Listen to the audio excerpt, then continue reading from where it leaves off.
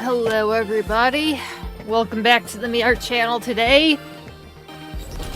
Oh, Astral, you okay there? Hey, watch it, buddy. Trying to trick me? Jerk. What was I gonna say? Oh yeah, 4.3's here, and I'm gonna do the new Trailblaze quest. So, what the hell happened the last time? Oh my god, there was so much chaos again. Seriously, I don't think there's really been, like, one moment where there isn't, like, mass panic in the streets of Planarcadia. But, let me see if I could actually do the recap video. No, I want to do the recap. Ugh. Shit. I should have looked up how to fucking pull the recap on this. No, I don't want to go back there yet.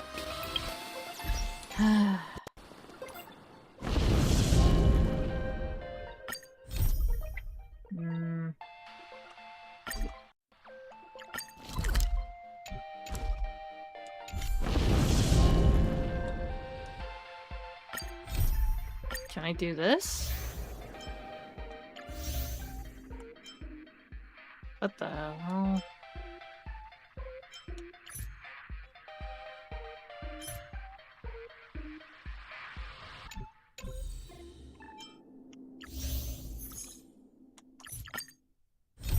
Okay, I guess we're not doing the recap video, but what the hell happened last time? Gosh, basically, Full Wish tried to, like, take over all Planarcadia, or basically just kind of drive everybody insane. Basically, she was just a girl that was somehow one of the thankful few survivors of the Herald of Death tragedy in the previous Phantasmoon games, and basically people just decided to prop her up as, like, the sign of like, yeah, people just jumping back and everything's gonna be okay. But yeah, it was all a lie. They just surrounded her with a bunch of actors, just telling her to just keep on going, and just made her just some poster child of survival or something. But really, they didn't really care what happened to her after they said, oh, she's good. Well, that's a wrap on that. We made our storyline, and we're just gonna leave. So, she, kind of took exception to that, and ended up making the Smile Society, where basically she managed to get her hands on some, remnants of Shuhu, which was a Lord Ravager, or whatever. Yeah, he was a Lord Ravager. Seriously, this would have been fucking easier if I could just figure out how the hell to do the recap thing. Does it only show up when you actually pull it up? Anyway, she just wanted to have revenge. Thankfully, I figured out why Blade was there, which was his plan was to somehow gather all the remnants of Shuhu into his own body and then have himself imprisoned for the rest of his existence, which is probably forever, because he's just cursed like that.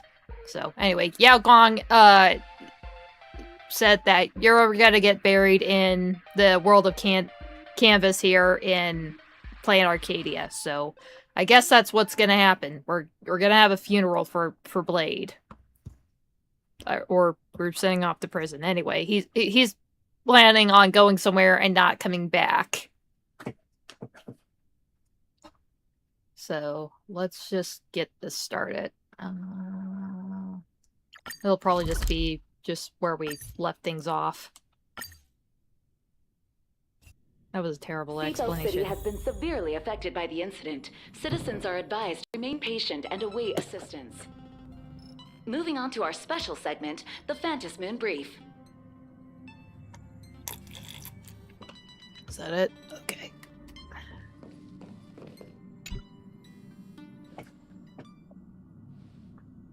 You're back! The incident that happened at Full Wish TV is causing a huge stir. Come watch the news. Hello, everyone! Welcome to our brand new segment, the Phantom Moon Brief. I'm your host, Poofy. God, these two are still around. Hi, everyone. This is your old friend, Snowy. Well then, as the Phantom Moon games reach a boiling point, and for reasons that need no explanation, we are now joining Duo Mention TV to bring you live coverage of the latest and most critical news updates. Yes, we are.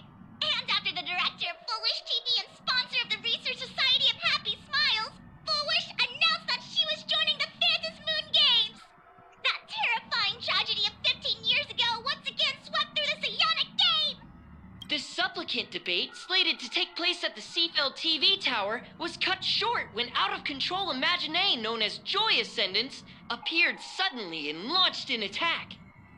This Imagenesis plague centered on Seafeld City spread rapidly. Even Foolish herself turned into a monster atop the Seafeld TV tower. As of the latest reports, nearly 200,000 human and Imagine inhabitants across Planarcadia have been affected by the plague. Countless individuals are injured or missing, and total losses are estimated to have reached 8.6 billion credits.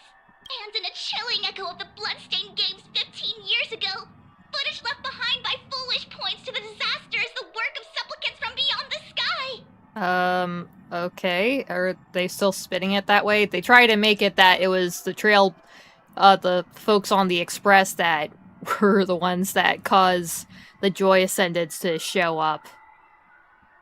She identified the culprits as the famed cosmic hero, the Trailblazer of the Astral Express, and the wanted criminal, Stellaron Hunter Blade, claiming they were responsible for the tragedy.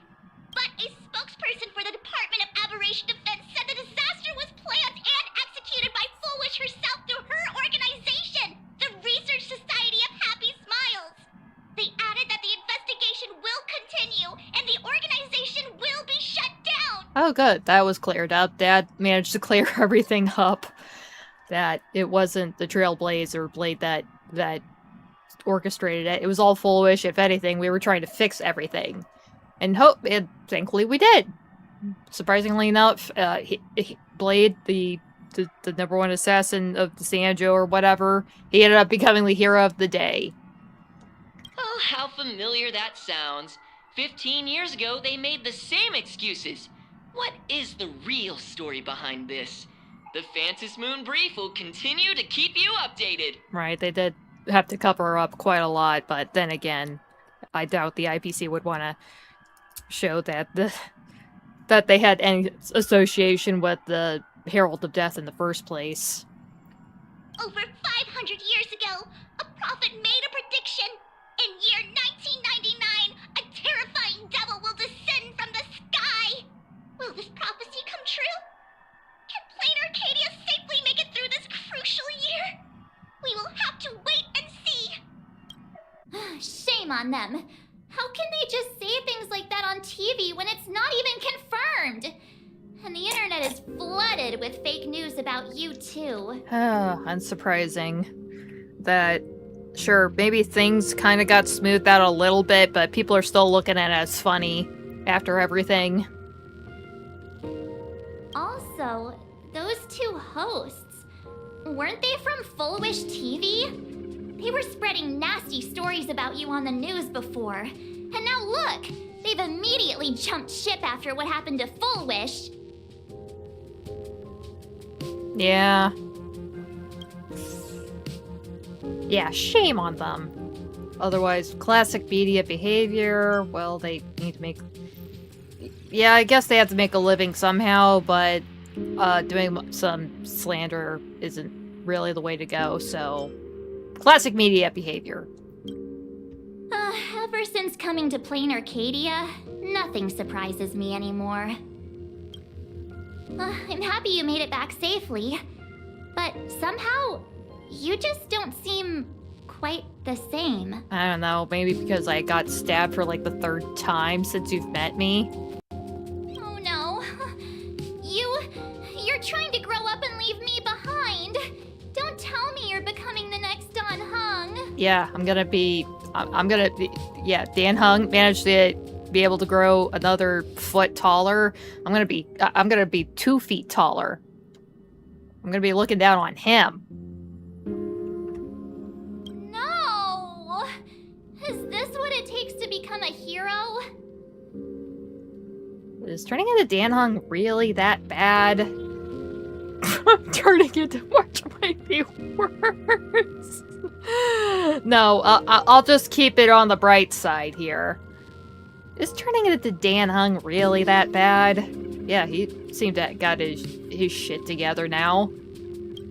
If you're all grown up and serious, we just can't click like we used to anymore.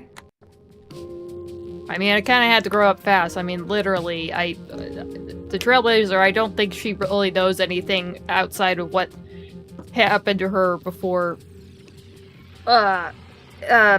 she arrived at her space station. She doesn't have any memories after that. I think she just spawned there. I kind of forgot. So, I kind of have a lot of growing up to do, March. Oh, right. Tell me about what happened at the TV tower. I've heard Don Hung and Sunday's side of the story, but I haven't heard yours yet. You tell March 7th everything about the battle at Seafeld TV Tower. So, Full Wish had people undergo the happiness surgery to implant Shuhu's flesh into their bodies, and that ended up causing this disaster? And you guys stopped the mutation from spreading, but all you managed to do was to temporarily seal Shuhu's flesh inside Blade? That's right. And then you mentioned that Nessia, the one we met at Star Rail Fest, is actually the Phantasmoon Games arbitrator? No wonder she could draw a mask for you. And she also asked you to go deep into the world in Canvas to warn... who was it again? Name is Graphia. Who is that? Don't you think that maybe they have something to do with Graphia Academy? You know, the place that we supposedly attended for 2 years. But then really, that was just Sparksy messing with us. Yes, Graphia, Himiko's ancestor. She's an artist from 1,000 years ago. Himiko's ancestor? She's still alive? Wait, that's not even the most important part. Yeah, that's kind of weird, but I think we're dealing with other weirder shit. Other than, oh, some ancestor is still alive. After thousands of years. Nessia asked you to warn Graphia that the Lord Ravager, Asat Pramod, is back? Why did I say Shuhu was the Lord Ravager? Asat Pramod's the Lord Ravager. I am so dumb. Seriously, why couldn't I figure out how to put the recap on? I shouldn't have bothered doing that. So yeah, we have to deal with Dice Head. I think that's definitely way more intense than anything else. But other than Blade actually holding, like, the Shuhu, the Emanator of Abundance. I think that's what he was. But anyway, he's definitely has the abundance in him, and now that's in Blade, and now he's gonna get tossed into World of Canvas forever. But yeah, Asat Pramod's here. Oh, why does the Express have such bad luck? By this point, whenever we go on vacation, I'm always ready to deal with random problems. But running into another Lord Ravager while on vacation? This is way over the line. At least he didn't impersonate a friend of ours from the very beginning. Lord Ravager, at Venessia's request, Shuhu's flesh and Blade's body, and the unfinished Phantasmoon Games. Suddenly, there are so many things to deal with. Feels like we're juggling a bunch of eggs all at once. One slip, and it's all gonna go splat. Are you okay? Yeah, it's kind of a mess. Give me a sec to think. I shouldn't have asked so many questions. Didn't mean to stress you out or make you worried. I'm gonna go take a minute and collect myself. Yeah, sure thing. So many things to deal with right now. Oh, what should I do next? Probably take a nap. I should probably take a nap. I have no idea what the hell I'm doing right now. Luckily, it's just an easy night. I'm just gonna go through the story. I don't have to deal with any fighting until I have to. Nah, I've had a long day. I should just get some rest. What, we gonna take a nap on the couch? Okay. Sofa with plush, velvet surface like a cradle. The moment you sit down, you practically melt into it.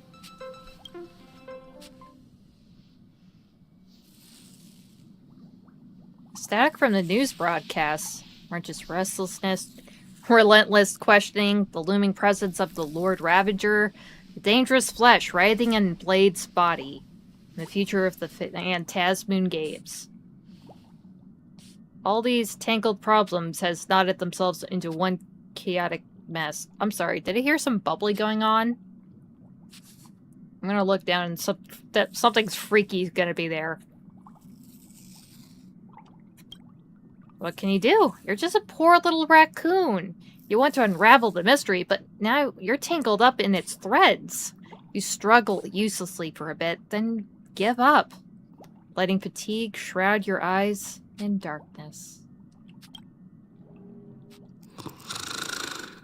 I'm just gonna assume that's Pom-Pom just sweeping around the parlor car and letting us rest a little bit. Shh, Welt. She's tired. Let her sleep.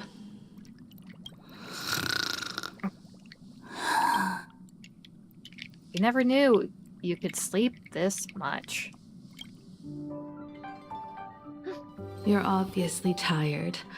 I never thought this vacation would become the prelude to yet another major war. Yeah, you think that trying to save the universe once before would be the peak of our journey, but no, we have other shit to deal with. Especially since this is your hometown that we're on.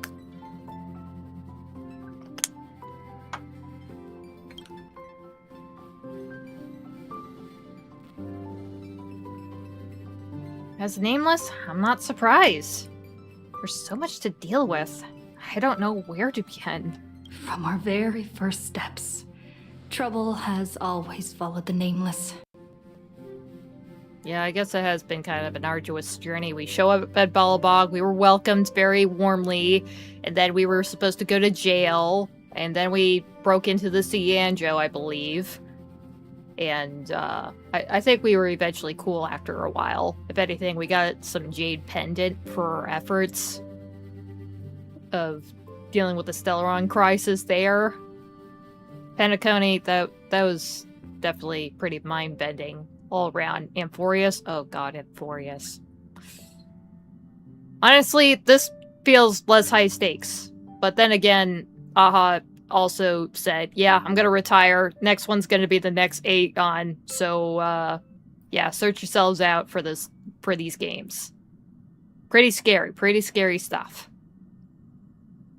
So, no wonder why she just wants to take a nap. But this is way too much. Look at you now. It takes me back to when I first got the Express running again.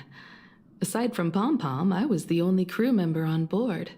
Constantly stretched thin and feeling out of my depth. Oh, yeah, that's a good point. If she's the one that actually got the train up and running, she was the only one that was on the Express this entire time.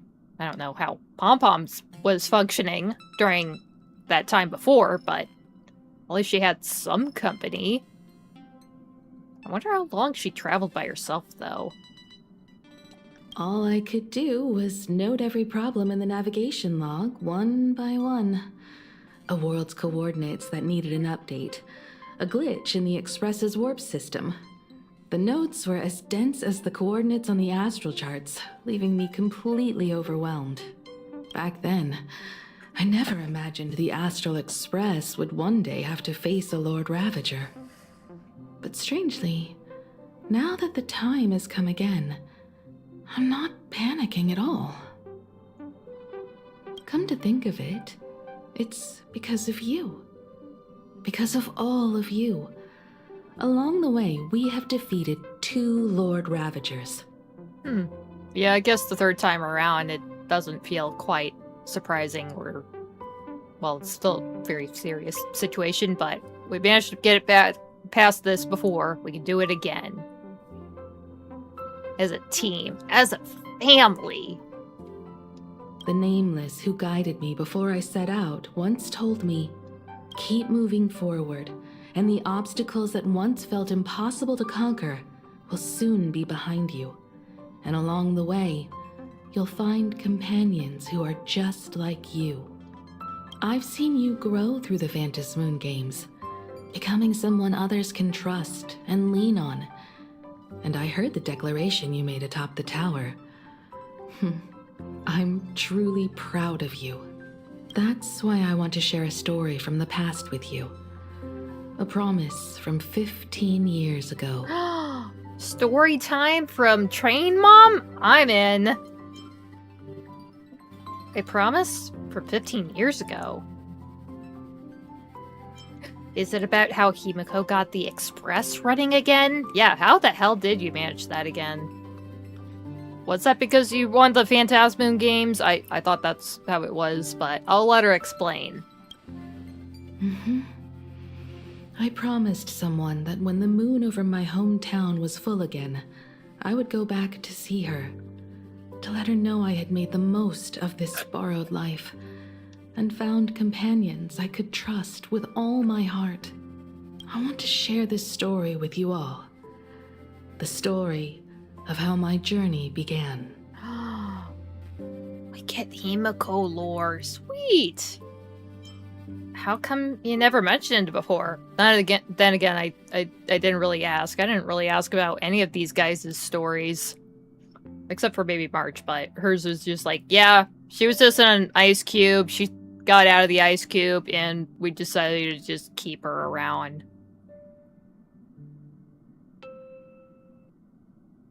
Yeah, I can't wait to hear it. It's a long story, filled with many memories of my past. I'd also like to invite you all to the place where I repaired the Express and tell you everything bit by bit. We're going back to its launching place? All right, it's a deal. When I return from the world in canvas, you can make us, let Shush make us some coffee. Then we'll settle in and listen to your story. Yeah, I guess it takes priority to try to interblade into the world of canvas. Speaking of the world in canvas, March told me about what Evanesia said to you. Evanesia's request was not made lightly, and she was worried for a reason. Silverwolf saw that Lord Ravager in action too. According to the records from the databank and the IPC's investigation, Asat Pramad's campaigns often span centuries, and the planets he targets all end up destroyed in freak accidents, leaving their surfaces covered in only smiling faces. Wow, that's terrifying. 1,000 years ago, my ancestor Graphia created the world in canvas. If that was to resist Asat Pramad's invasion of Ahatopia, then could this disaster unleashed through the Phantasmoon games be the prelude to his next invasion? It astonishes me that Graphia is still alive. Yeah, how's that possible? That's the first of many mysteries. Based on our family history, we are clearly not descendants of any long-lived species. Quite the opposite. The weathering curse has shortened my family's lifespan for generations. What could my ancestor have gone through to still exist today? That too leaves me deeply curious. Could you tell me more about Graphia? There are far too many legends about her. It's hard to tell what's true and what's not. Only two things are beyond doubt. First, during the Cinderth Age, she created countless Imaginae and sent them into battle against the demon legions from beyond. Second, near the end of one of the Phantasmoon games, she created the world in canvas to shelter inside it what was left of civilization and life. Which means she is not only familiar with Asat Pramod, but has also witnessed the manifestation of the Eon of Elation. About the world in canvas. Nobody knows just how big the plane Graphia created actually is. Over 140 years ago, the IPC tried to salvage the world in canvas, but they were only able to reconstruct part of it in the real world. That portion became what we know as Planarcadia. So technically we are kind of in the world of canvas. It's just kind of like, we took like a little peek out of the notebook, and this is all that's showing from it. The rest in the closed book is unknown. Damn. Legend has it that Graphia used a vast ocean as her canvas and channeled the power of elation to step into the painting, which means she has not only seen Asat Pramod, but has also seen the Eon of Elation descend in all their glory. So, Aha only existed for like the past 1,000 years? Huh. Oh, I've been wondering this. Where do I begin? Good question. As for who in Planarcadia knows Graphia and the world in canvas best, it's probably Pearl. She was sent here by the IPC. She should have some clues to guide us in the right direction. By the way, General Yao Guang is here. She says she wants to talk to you in private. Is it good news? Please, I need some good news now. I'm not sure if she comes with good news or bad news. She brought a little gift from the Cienjo, though. Mung bean soda. Oh, yum! Go talk to General Yao Guang, then. Don't keep her waiting. After that, come to the party car and fill us in on your next move.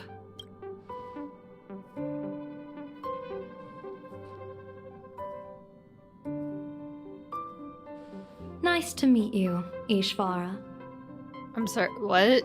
I always thought that the arbitrator, Evanesia, would step in and punish Foolish for the disaster she caused.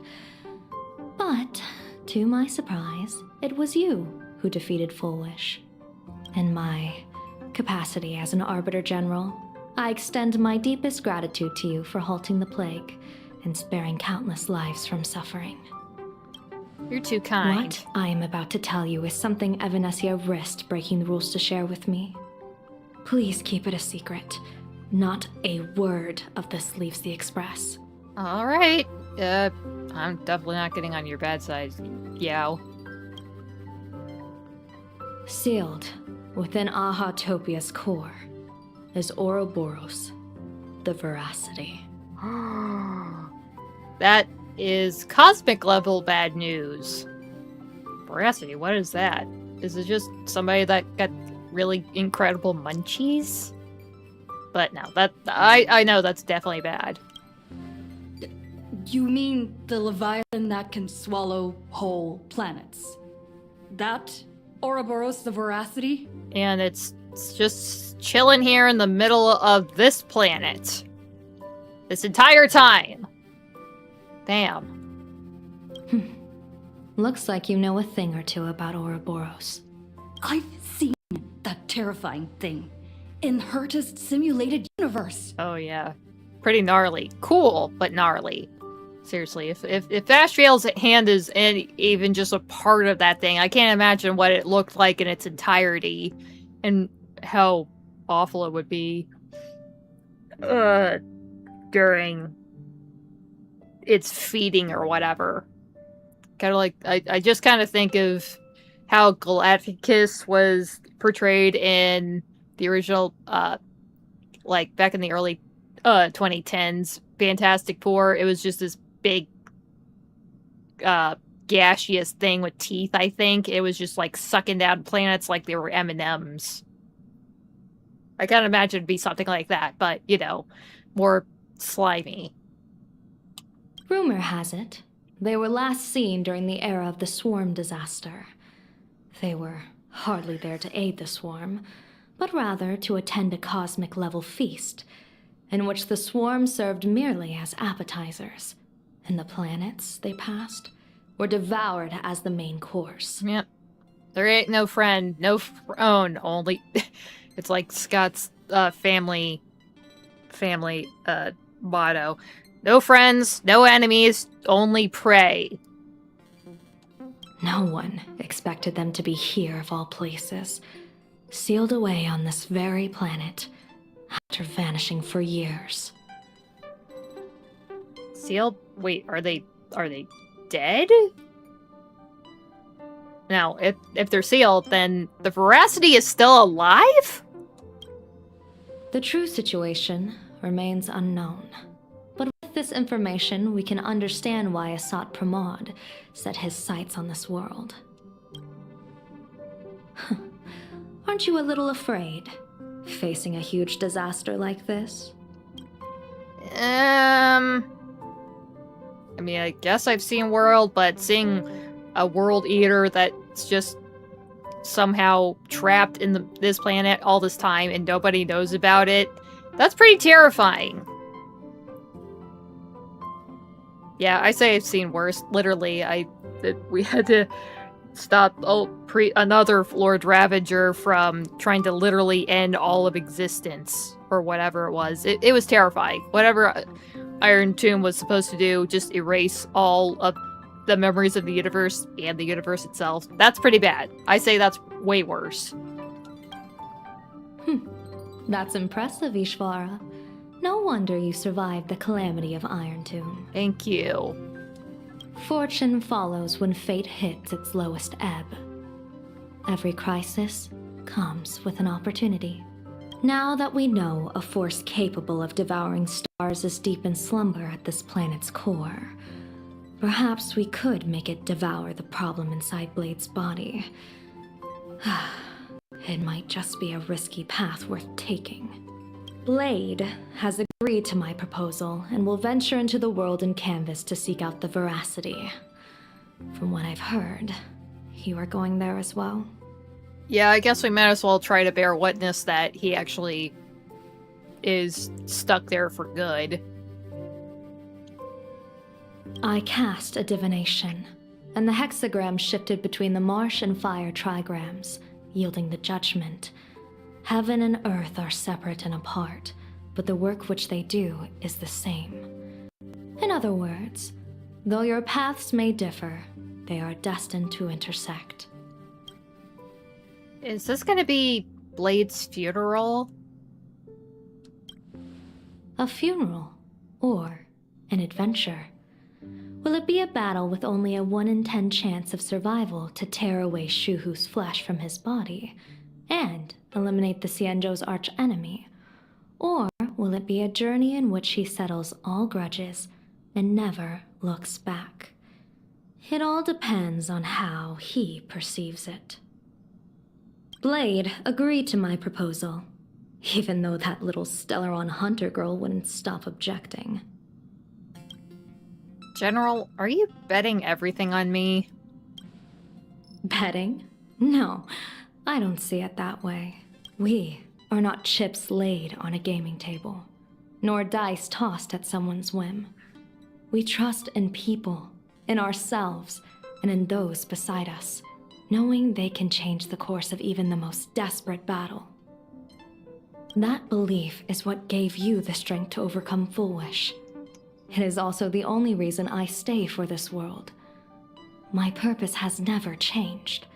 I am going to draw the elation into my divination, and overturn a fate marked for great woe.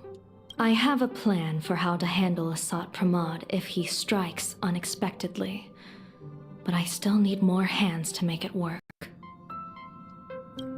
Looks like the Phantasmoon games will have to come to an end soon. Yeah, exactly what is the defining end point of the games? What miracle could cap off these games better than a finale that humbles a Lord Ravager? It will be a tribute to the elation. So the end might be nigh then. The shadow of the Lord Ravager looms, and from here on, everyone must carry their part of the burden. I will take my leave first. Before I set out, I still want to say a few words to everyone. Alright, where is everyone? Oh, right, we talked to Yao. We talked to Yao Guang. Let's get back to the party car and chat with the fam. There they are! What are they all up to over there? Oh, Himiko's on the other side of the counter. Oh no, don't tell me she made the coffee. Oh, look how happy Pom Pom looks. Oh, there you are. We were waiting for you. What are you all doing here? We're here to celebrate the Astral Express making it through another trial, of course. Pom-Pom's heard all about your latest adventure. Yeah, I guess it is pretty good that we didn't die again. It's a modest celebration, but a meaningful one. You stopped Full Wish's scheme, and that is no small achievement. Regardless of what the people of Planarcadia or the media may say, we raise a glass to you. Exactly. You knocked out the mastermind behind all those creepy whatever their name is. I didn't get to see it myself, but Don Hung described it for me. You killed it! Your victory gave Blade a chance to free himself from Shuhu's flesh. Thank you. Yeah, but remember, he's still very much ravaged by Shuhu's flesh. That's why he did what he did. We still have to do the next part of actually getting it out of him. Or, I don't know, just getting him out of harm's way or whatever. It's fine in him right now. But yeah, we do have to deal with that next. With a Lord Ravager looming on the horizon, everyone will soon be heading off on their own missions. Before that, it felt right to have a small gathering like this. Yeah, I feel like I haven't seen you twos in quite a while. Outside of meeting up at Full Wish at the TV station. Now, let's make a toast. Yeah, cheers. Here's to everyone who fights to protect this Arcadia. And here's to all of us. The Lord Ravager can throw whatever he wants at us. But I know the Astral Express will keep streaking across the stars. Thank you, everyone. Thank you. All of you. Having you by my side is what gives me the courage to face the future. I'll carry this strength with me through the rest of this journey. Cheers. Cheers. Glasses clink together like your hearts beating as one. So sweet. After finishing the drinks, the Nameless each enjoy a brief moment of respite. Look at Pom Pom just grooving out over here. Oh, it's you! Pom-Pom heard you've got a solo mission coming up. Be safe, will you?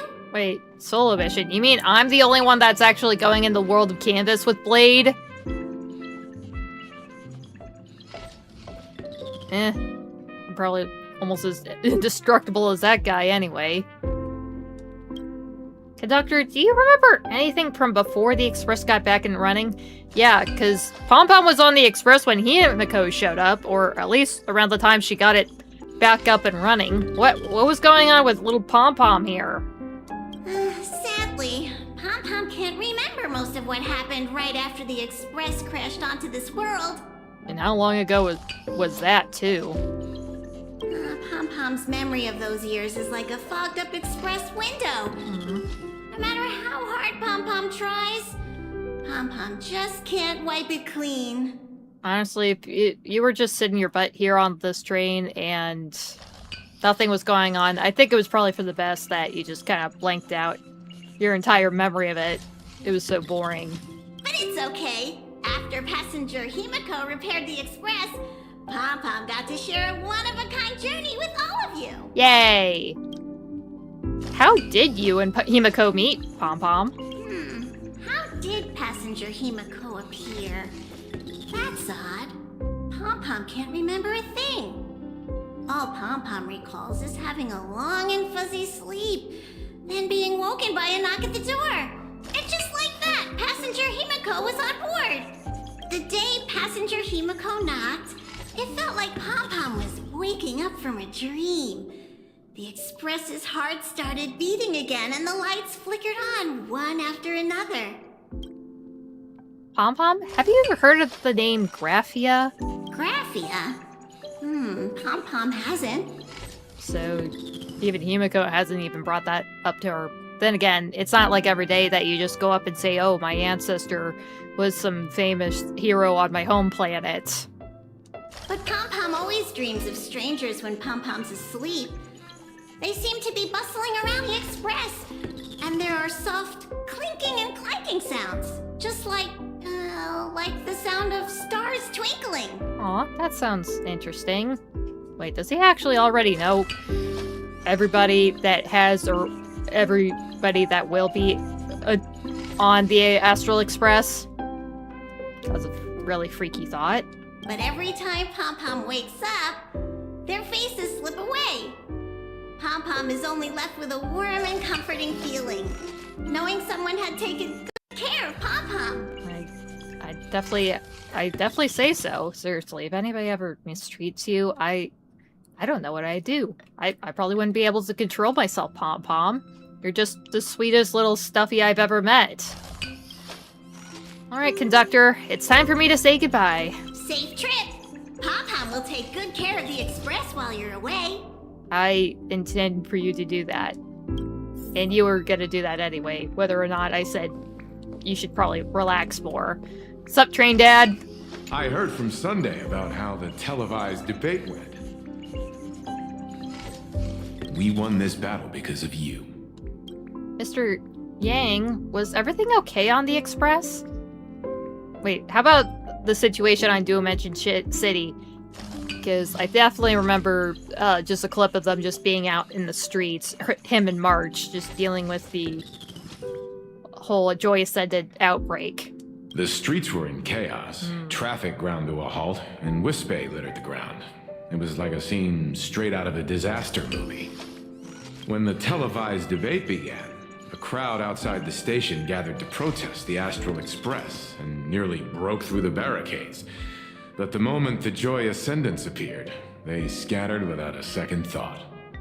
I guess people know deep down which is more dangerous, a made-up villain or an actual threat. But I am more concerned about you. I'm feeling okay. Well, earlier I said I was pretty confused, so I'm definitely happy that you would ask how I'm doing. I've seen the footage of your fight with Full Wish. When you returned to the top of the tower, an enormous surge of power seemed to erupt from you. Yeah, I got stabbed one more time, and somehow I ended up getting a new path power. It was pretty sweet. I mean, not the stabbing part, but I was flying like one of those Soul Reapers in Bleach. I don't know. How is it? It's just like, it seems like when you get to a certain power level in anime, you can just walk on air. It was pretty sweet, though. Very anime style. It reminded me a lot of when I saved you at Herta Space Station. Did you tap into the power of the Stellaron? I guess that might be it. The Stellaron can be awakened by a wish, but its immense power always has a way of warping reality. As the wave of wish power surged toward you, it brought hope and blessings, but also dark intentions and malice. What might it do to the Stellaron? We have no idea. Honestly, I'm just glad that I'm just still my silly raccoon self. Nothing's changed, and I'm not blowing up or becoming, I don't know, a cosmic threat or something. I'm out there fighting it. Be careful with this power you have, no matter how tempting it may seem.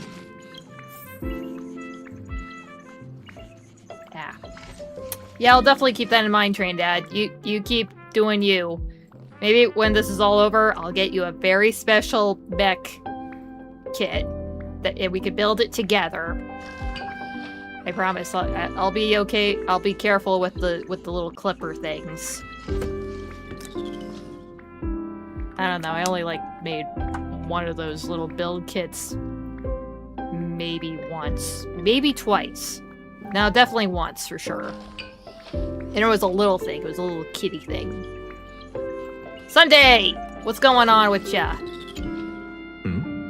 Did you need something? The others are having a lot of fun. Why don't you join them? Yeah, you were a part of this. You were a huge part of this. You kind of had to, I don't know, I guess maintain Blade's sanity along with the minds of 200,000 people. So you were no small part of this whole operation. So yeah, come down. Have a bevy with us. I need a break. I felt worn out ever since coming back from Seafeld TV Tower. I'm surprised you're even awake and standing right now. Right now, it feels like I'm back in Oak Manor's banquet hall. At those parties, no matter how tired I was, I'd have to clutch my glass and smile, keeping myself calm. Mr. Yang insisted I should get a full day of sleep, but I didn't want to miss the chance to toast with you all. So just kind of keeping it low-key there. All right. Thank you for being with me on this journey. I should thank you for letting me embark on this journey. Yeah, if anything, we ought to do another toast. Sunday has officially called himself among one of the nameless. Hooray! Sunday! Yeah, great to have you on board, bud. Himiko, how are you doing? Himiko is focused on her phone screen, seemingly messaging someone. Ooh, is it her pops? Is it Grandpa? Are you texting Grandpa? Come on, let's send a selfie of us together to him. He'll love it. Aw, no selfie? Shush, how are you doing? We finally get to see you here. You were mentioned 3 times, and only now do we actually show up during the storyline. Shush remains silent. Intentionally scrubbing a glass. Okay, he's just doing drinksmith stuff. That's fine.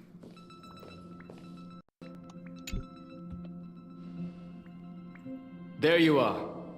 March and I were talking about you. Did you two miss me? I was definitely worried about you two, especially you, Dan Hung. You had to hang out with Blade this entire time. I don't know where you two were. I don't know what you twos were doing. But maybe you'll tell us someday. But whatever. I'm just glad that you're still all in one piece, and Blade was too. And you definitely played a pretty big part about that. Come on, you guys worried about me? I'm cool. I got new path powers, and I got new friends. And now, apparently, I'm gonna go to the world of Canvas, which is uncharted and vastly unknown by known people, and I only have Blade to go there, and he's probably not gonna follow you back. Maybe? I don't know. A little. But March is obviously worrying too much. Yeah, she's worrying about me. She worries about everybody. She wants everybody to just be happy and having a good time. Unless they actually are deeply sus. Hey, what's that supposed to mean? I have a reasonable amount of concern for my companions. This trip to Planarcadia is the first time we weren't necessarily working together toward a common goal. Yeah, again, you've been kind of off doing your own thing. March kind of tagged along with me for quite a bit. Honestly, definitely kind of nice considering we spent almost no time at all during the Amphorius phase. You dove into the Phantom Moon games. I crossed paths with that relentless old friend and foe again. As for March, well, she spent her time wandering and eating. Her perfect little vacation. Yeah, after everything that happened to her on Amphorius, I think she deserves to just go around and have some tasty snacks. Wait, hold up. How come all I get is wandering and eating. I grabbed plenty of comics as well. Just really relaxing. I call it cultural exploration. With a little extra time for me to recharge, of course. Right? Yeah, I say you need it. Now that we're having this little break, it hit me that I might have neglected you and March. No, don't worry. I know that you're around to protect us. You're looking after us, big bro. But gosh, you definitely had other things to worry about. Me and March can take care of ourselves. You have other shit to do. That was probably top priority above everything else. Come on, you're overthinking it. Yeah, we are actually more concerned about your condition, Dan Heng. Blade has accepted General Yao Guang's proposal. Perhaps he has finally moved on from past grudges and that abundance curse, and is now ready to do something for himself. It's going to be a path fraught with danger, so I had hoped to accompany him for a bit longer, but he refused. Yeah, I'm surprised you're not the one going into the world of Canvas there to see him off to his final destination. From now on, I will turn my attention to this world. What are you going to do next? Mr. Yang and I have been asked by General Yao Guang to help with setting up some defensive formations. I've got work to do too. Mr. Ashvale wanted someone to accompany him to the tavern to investigate clues about Asat Pramod. Yours truly figured she'd been resting long enough, and it was time to stretch her legs. So I volunteered. Oh, that's pretty nice. I mean, he did kind of buy that one copy of the Fluffy from you at an outrageous price, so I guess you may as well do a solid and be his little assistant there. Trust me, he probably needs the help to focus and everything. That or you're just gonna hear some crap jokes or something. Can't believe we're splitting up again. Yeah, I can't believe we're splitting up again. No problem. When you come back, you have to share everything you saw in the world in Canvas. Yeah, if I manage to make it out alive, I'll be sure to tell you about it.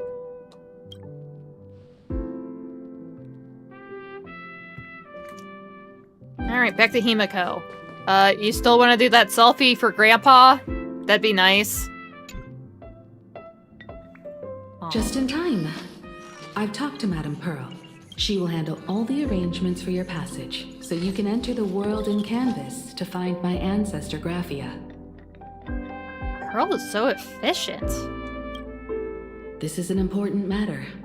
Furthermore, your journey gives her the chance to uncover something she's been yearning to understand for years.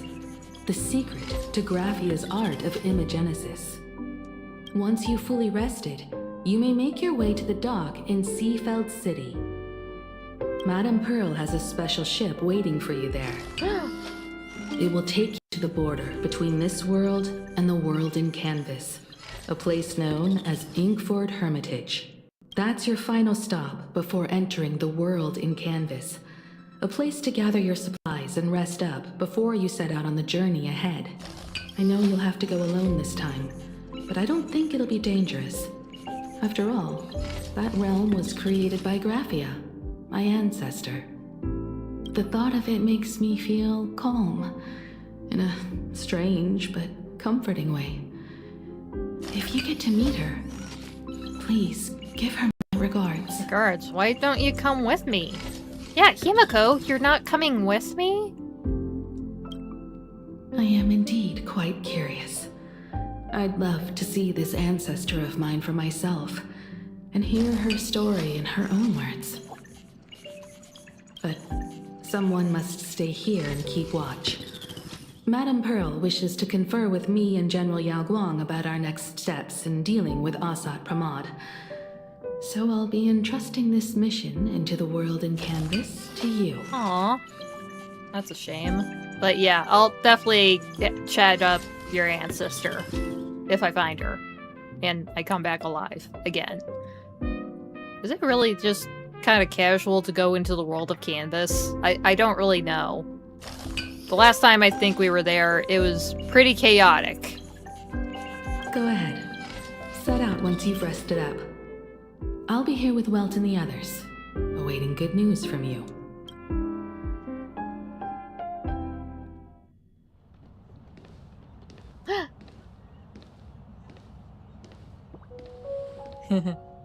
In other words, that woman wants you to take Shuhu and jump straight into the Veracity and leave the rest to the Eon's stomach acid?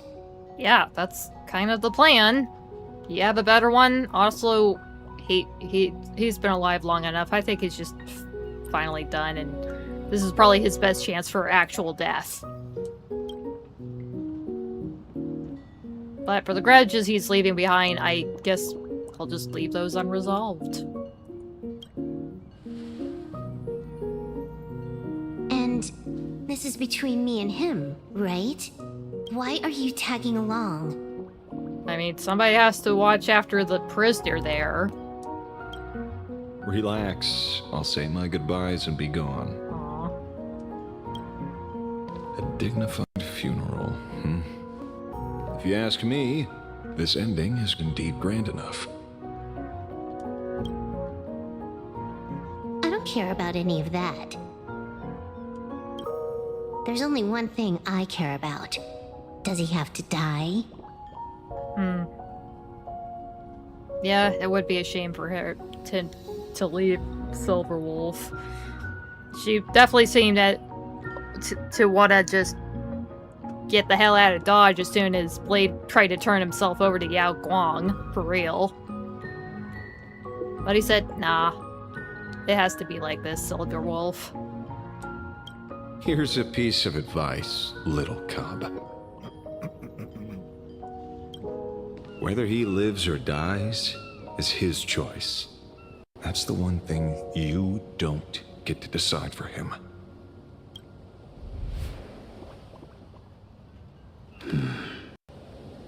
It has landed. What, is it the boat? Is he just there waiting for the boat? It's like he's waiting for the ferryman to take him to hell. Or What? Hades. Nothing. Just a seabird landing on the rocks. A blade forged of mortal steel cannot sever an undying fate.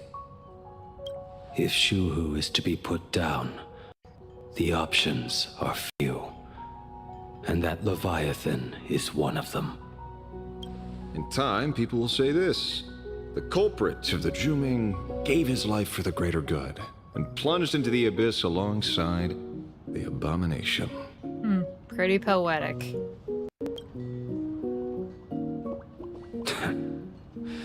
I'm not as noble as you make it sound. I mean, it does seem pretty noble for you to be doing this.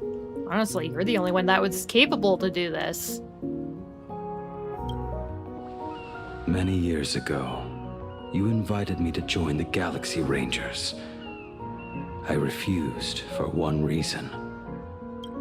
I'm a petty man.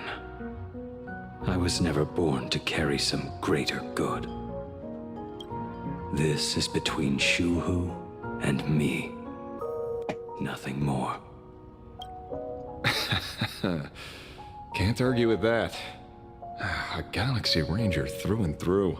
What an opportunity he missed there, but... Yeah, again, he's a grown-ass man. He has his own path to forge.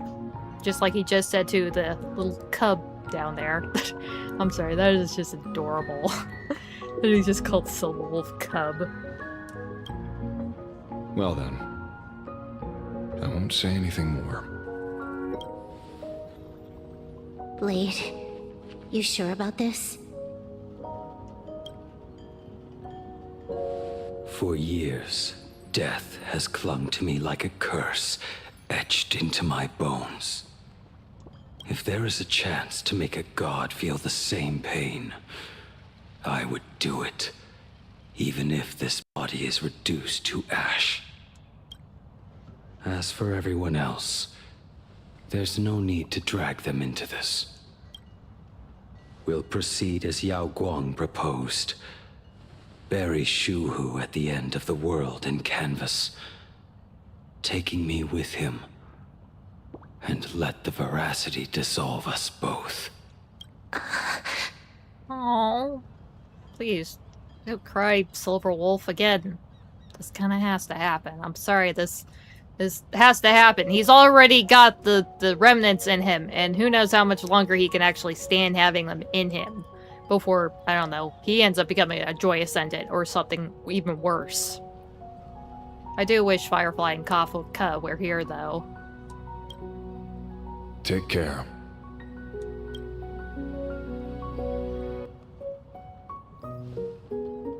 How about you stay as well?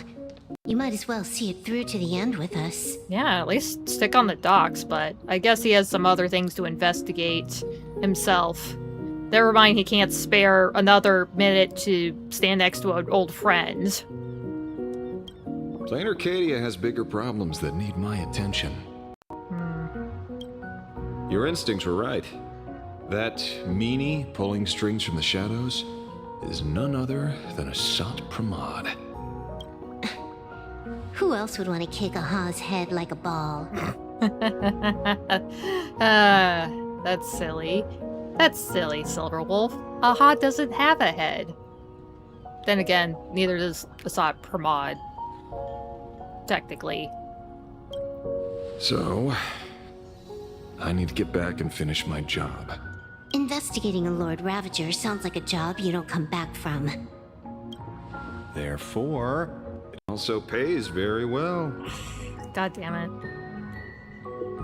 It has to do with the pay once again. Sorry, lady, I can't see you off to your final destination. I have to make some goddamn money to pay the rent. Then here's hoping you live long enough to collect your payment.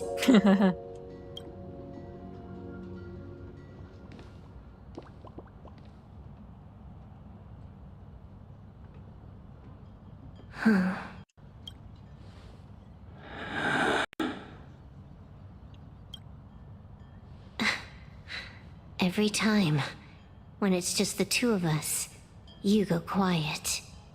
You know what I'm going to say. The seabird's flown off. It's time for us to go too. Aww.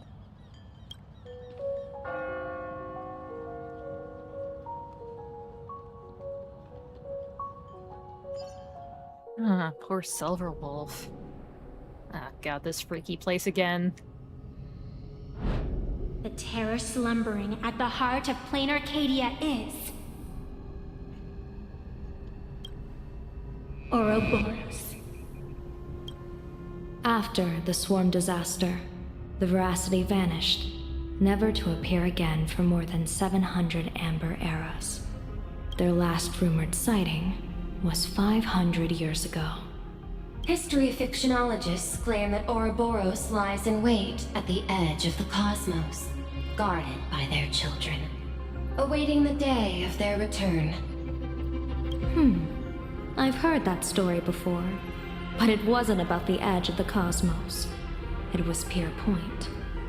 They say that the preservation is nothing more than a facade, and the IPC is, in truth, a cult devoted to the veracity. Well, that definitely explains a lot about their business tactics.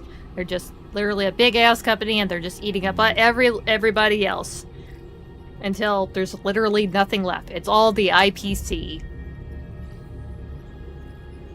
Organic life has quite the imagination. They've said other things, too. That Louis Fleming seeks to ascend as the Eon of Wealth.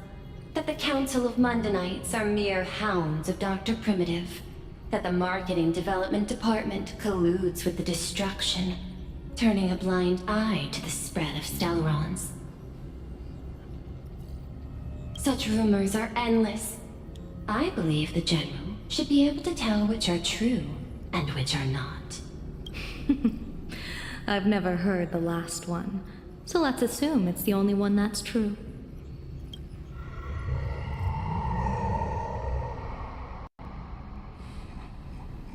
Whoa, that is chilling. That explains why it looks like whenever I do Asriel's technique or his skill or whatever in battle, it kind of looks like this mouth. Man, except it's super huge. It's literally something so big that it's just fitting inside a planet and is probably even bigger than the actual planet itself. God, I just get chills doing that. Also, for once, the temperature actually dropped here in St. Louis. It was pretty warm today, and now the temperature dropped again and poured pretty good before I started the stream. So, luckily I'm sitting pretty nice for this tonight.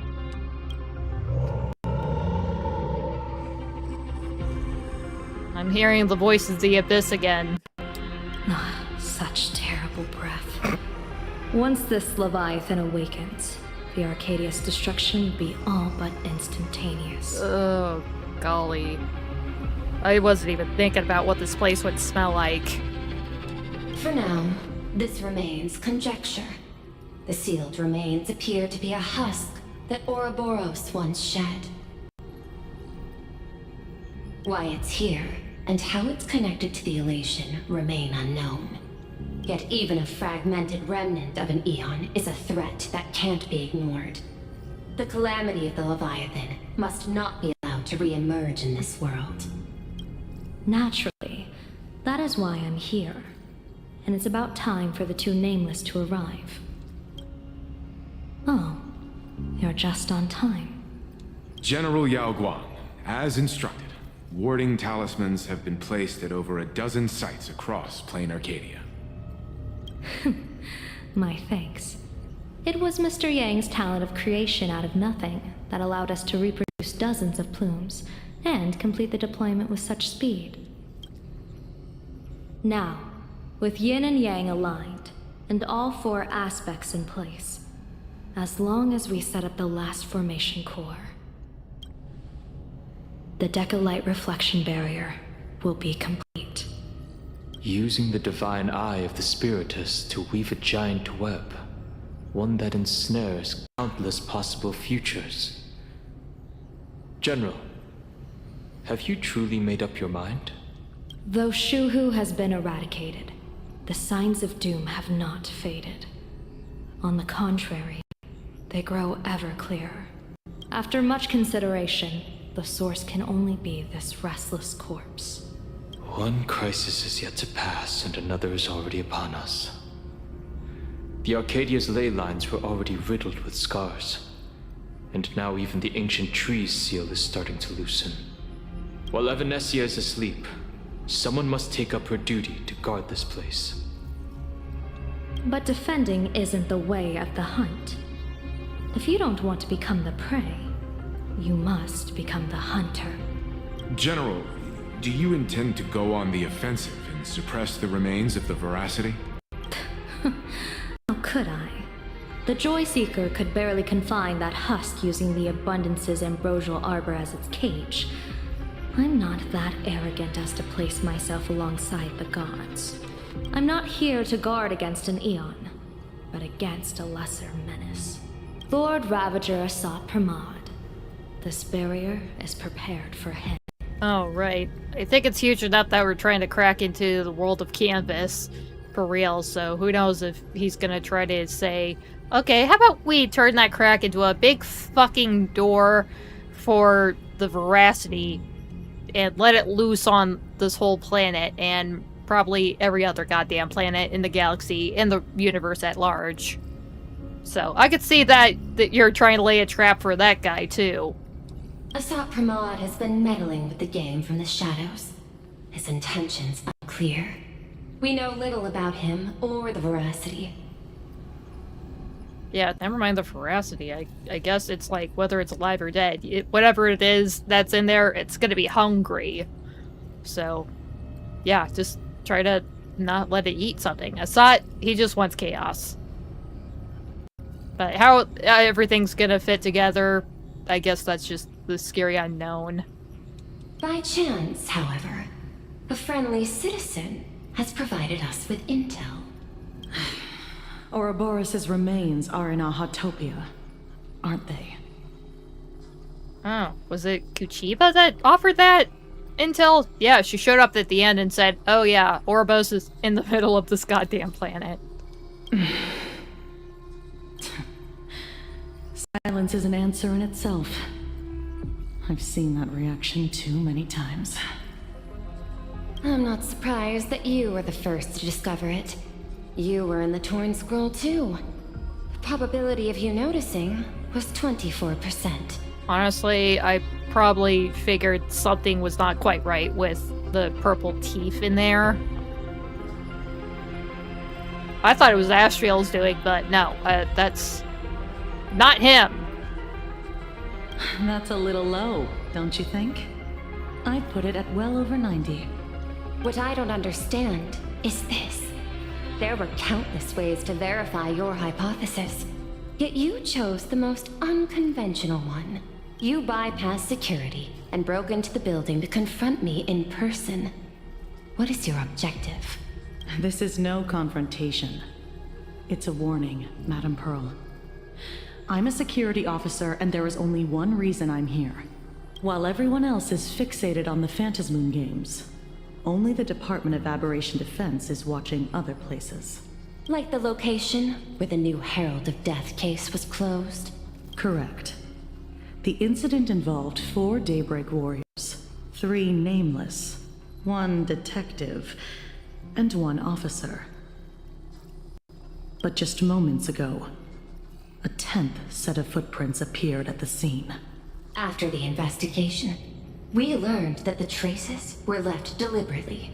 A blatant provocation. The Lord Ravager bent on destroying the Elation came uninvited. Make no mistake. Planarcadia is the stage he chose with care, and drawing the Abundance into the fray was hardly a whim. Oh my goodness, Asat was watching us over that entire fiasco. Our top priority is to dispose of Shuhu's flesh properly to prevent it from falling into the wrong hands and causing another calamity. That said, we cannot afford to ignore Asat Pramad's next move. This giant web is prepared for that very purpose. Once the entire planet is folded into the divination's trajectory, under the gaze of the Omnitia, all possibilities will be laid bare.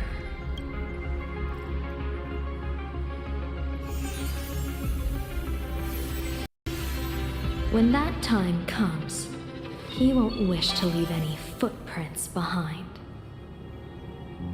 One final question. Why did the Lord Ravager choose to visit this place? Does he have an ulterior motive? Or is this merely some twisted joke? I don't know. I think he would have just been here just to simply enjoy 4 friends just falling apart, 3 of them being eaten, and the one just crying his poor heart out. And probably going just a little insane. I mean, he kind of pulled himself a bit together in order to run out of the World in Canvas opening with us, but yeah. I bet he would have loved just watching that. That question should be left to the professionals.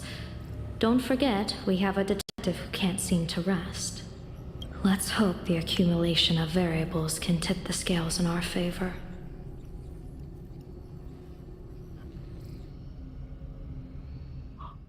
Ooh, Ashfield And POV. so the people set out, and the gondola, bound for distant lands, set sail. Oh, right. He's investigating the tavern. At the end of the world, the Elation once again declared war upon the Veracity. Hey, frail little humans! Ouroboros split their mouth wide open. Whoever can fill my whole mouth with but a single thing shall receive a reward. My tongue. The fool known as the Shepherd captured a comet, but it wasn't even enough to fill the gap between the Veracity's teeth. The bartender Braji opened the wine cellar, yet they only grew drowsy, drifting off to sleep. That's impressive. And en route, he crept up to the Veracity's ear and told them a corny joke. The Veracity pondered it for 10 amber eras. Then burst into laughter at their own amusement. En route spread his hands and said, "See? I filled your mouth with laughter." I knew that it would have to be some kind of arbitrary item that would fill that guy's mouth. Then what happened? Then the Veracity said, "Are you kidding me?" And with that, they opened their gaping maw and tore en route to pieces. Serves that little bastard right. I mean, if he was still alive after 10 Amber Eras. What kind of nonsense is that? Those are the facts, my inquisitive auditor. If you want to hear more stories, you're welcome to discuss with your classmates.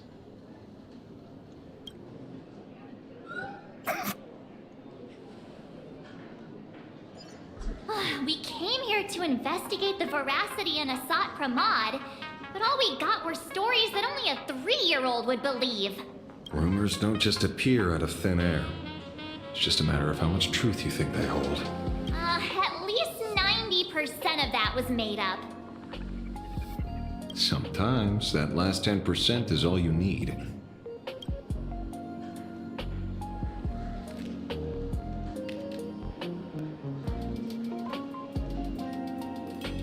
Oh, plenty of bystanders around. Let's hear what they have to say. Yeah, it seems like a pretty full day at the Tavern.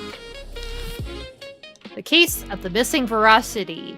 The assistant meticulously compiled the case details for the detective in neat handwriting. Wait, are you talking about... yeah. A trail of unknown footprints appeared at the abandoned station. A weird emoji running amok in the tavern. All clues point to the Lord Ravager Asat Pramod. The detective is back on the case. Will he be able to track down the Leviathan's footprints in the tavern? P.S. The refrigerator's cooling system is down. Remember to repair it. So, this really is from his assistant, Mr. Narrator. Notes, scribbled handwriting, jotted down by the detective at the scene. Let's see. Shepard, this guy summoned comments to beat the Veracity. Sounds like a fairy tale. Honestly, that's kind of impressive if you can divert comments into a singular point. Baragi, there are plenty of bartenders in the Laughter's Tavern, but he's the most famous one. Rumor has it, he still hasn't paid off the tab from that time he cracked open the wine cellar.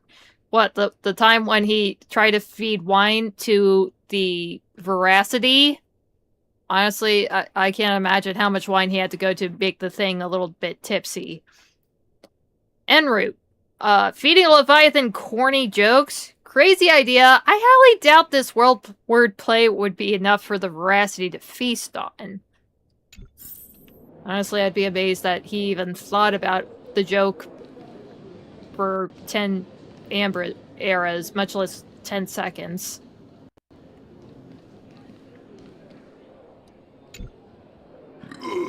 You two asking about the Veracity? You thinking about walking that path? Our first Pathstrider of the Veracity? And his name is D.Y. Chungus. God, that is an awful name.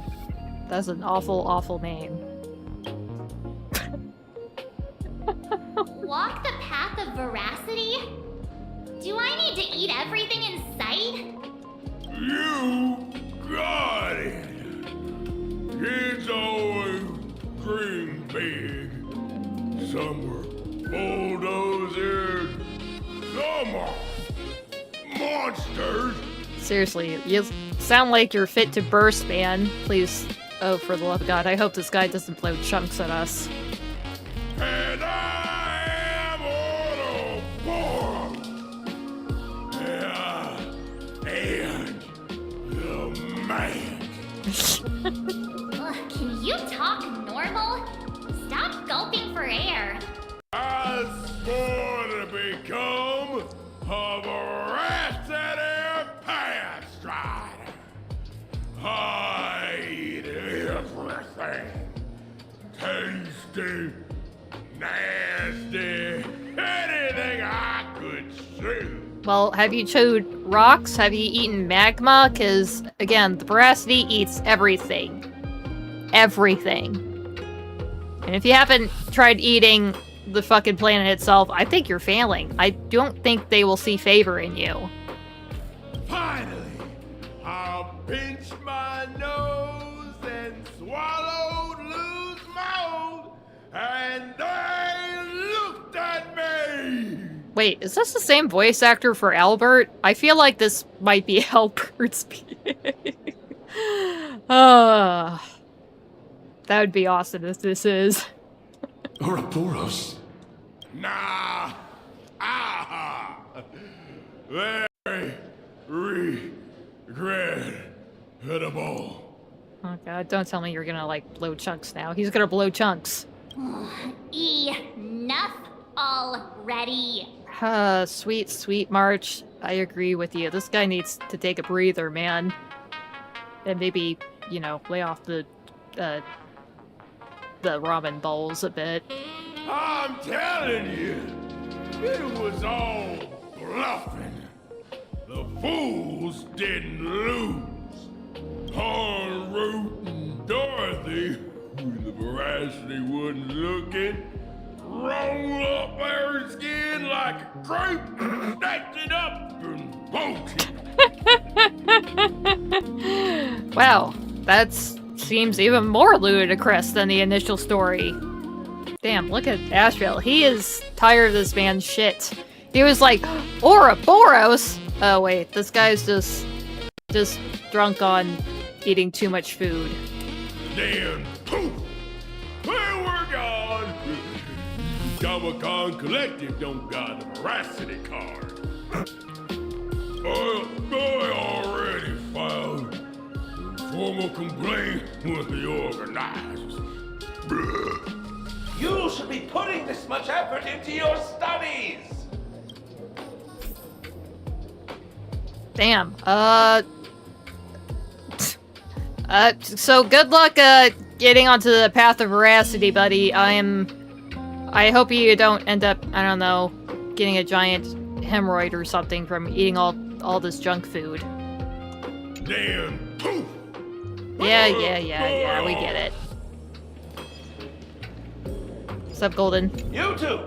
You didn't shout, didn't clown around, and you didn't even stuff notes into anyone else's mouth. Such diligent fools are a rare sight indeed. I don't know if he's admonishing them or praising them. Oh, you're not fools at all? That makes sense. That makes a lot of sense. Oh. Oh, I guess he was talking about Ashevale and March. That makes a lot more sense.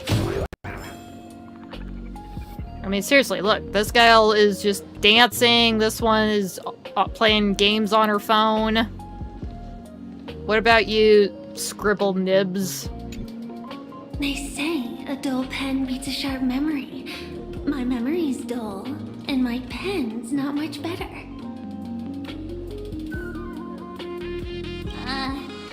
Then you must have a lot of stationery? A kindred spirit. Miss, it seems you're one of us as well. I've met far too many fools who can't even read. Oddly enough, those of us who truly love learning are the rare ones. Interested in studying the knowledge of the laughter? I have a reference book here. You can have it. Ooh, that'd be nice. Cool. March? March. Oh, okay, I guess we have to do some reading. How to Poke an Eon and Get Away. A book signed by Scarecrow that records tales of masked fools who dared to offend eons. I view this as a rite of passage in a fool's career, rushing headlong into it one after another, never tiring of the thrill. Wait, is that how you actually enter the tavern? You just, I don't know, have some poor traumatizing experience and try to poke fun at an Eon. Damn. Pay per second. 1 day tour of the Amber World. Bowering some poor sap's iris, the fool shapeshifter donned a sharp suit and boarded a shuttle at Airpoint's Skyport. He flashed a warm smile at every passenger in the cabin.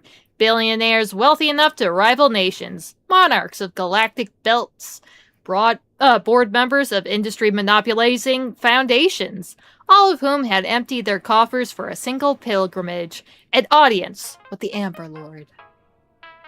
The shuttle pierced through the debris disk, drawing near the Amber Lord's colossal form.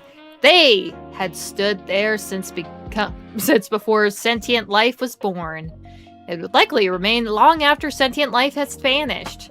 Following the countless marks left over the eons of the subspace crystalline barrier, some prayed in silence, some wept softly, while the Amber Lord offered no response. Who would notice a single speck of dust in the vast expanse of space? The fool-carved shapeshifter was here into the barrier, then took his leave without a second glance. That's it? You just literally did some graffiti on on the Great Space Wall? That's kind of mid, honestly. A little mid. But then again, if you did the same thing to the Wailing Wall, I think people would probably beat the shit out of you. So, shame. Shame on you. Remnant dream of the primeval Imperium. Into the mouth of Veracity, Ouroboros, the ancient Leviathan that survived the Dusk Wars, was said to have chased Aha all the way to the roots of the imaginary tree. A fool named Enroute attempted to confirm the truth of this tale, but alas, he couldn't run as fast as Aha and was caught by the Veracity and swallowed whole. Who would have guessed that inside the Veracity's belly lay a wondrous world of its own? The Veracity was so massive that the lives previously devoured had established their own kingdoms of their stomach's walls. Thumb-sized dwarves, clever horsefolk talking comic cicadas. Enroute explored this place with delight and encountered fellow swallowed fools, Dorothy, Baragi, and Shepard. Together, they adventured, found the Veracity's heart, and gave it a good kick, and were belched out into the universe with a mighty wrench. Wow, the only creatures that ever escaped the entrails of the Veracity. That's pretty baller. Now that was way baller than whatever the fuck Shapeshifter did, just scribbling on a sacred wall. Jackass. This is pretty sweet, if true. Let's see. Enroute quickly plucked off the Veracity's shadow and spread it over the fools like a blanket. Shepard then tossed out a comment, and the dim-witted Ouroboros was drawn to its light. The fools finally escaped with their lives. After that, countless fools sought the treasures within the Veracity's belly, but none ever caught so much as a glimpse of the Veracity again. Yeah, that's some pretty huge stuff. I mean, sure, we had like the silly thing where Ouroboros challenged to get somebody to fill their mouth. And then we just had some story about, that there was actually civilizations that somehow are alive and thriving inside the massive Leviathan. And some of the fools just decided to kick it in the guts and get barfed out. And apparently, stole a shadow of it. Its shadow, which is kind of important. Isn't that what, the thing that's kind of sealed onto Ashfiel's body? The Veracity's shadow? That might be important. So I guess that explains why Ashfield definitely takes a keen interest about this whole ordeal. Everyone is a driller! That might be bold. Yeah, she didn't disappear. She's in all of us. The beauty is in all of us. Is that the idea? After the Eon of Beauty vanished, the fool Tavern made a proclamation at the Tavern, instantly attracting a massive following. Chanting, "Everyone is a driller!" they sparked an artistic storm and launched a reckless charge towards pushing the boundaries of the path of beauty. For example, they stuck bananas to agates with polyvinyl chloride tape, scribbled graffiti on every household item in sight and proclaimed them great works of art, and even found time to fight a few copyright lawsuits with the IPC.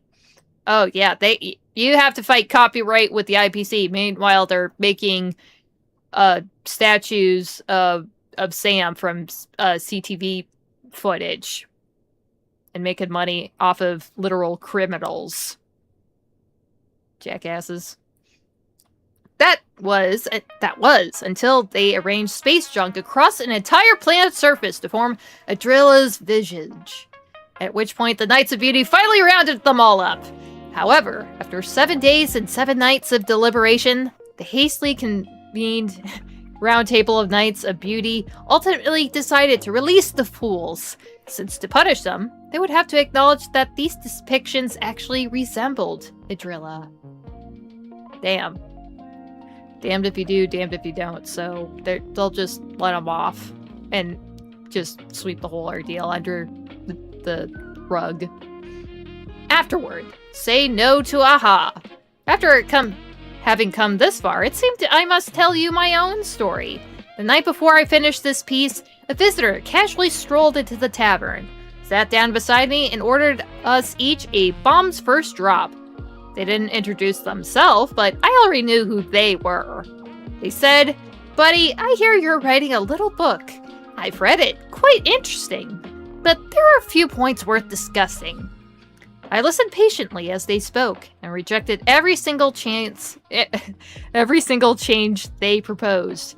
They downed the last drop of the bomb in one gulp, then left the tavern. Their retreating figure looked utterly forlorn. Weird.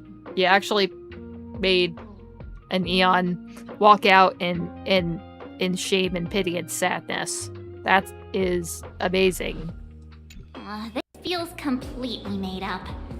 But, thanks anyway. Oh, please. Thank the seniors. To compile this book, they offended every Eon they possibly could, and narrowly escaped death at the hands of each and every one of them. As for me, I'm just the one who keeps the books circulating. Hey, friends! How was your first day of school? Sparxy's here to pick you up after class. I can't believe he actually attended a class hosted by the Fools in the World's End Tavern, and now we have to deal with Principal Sparxy.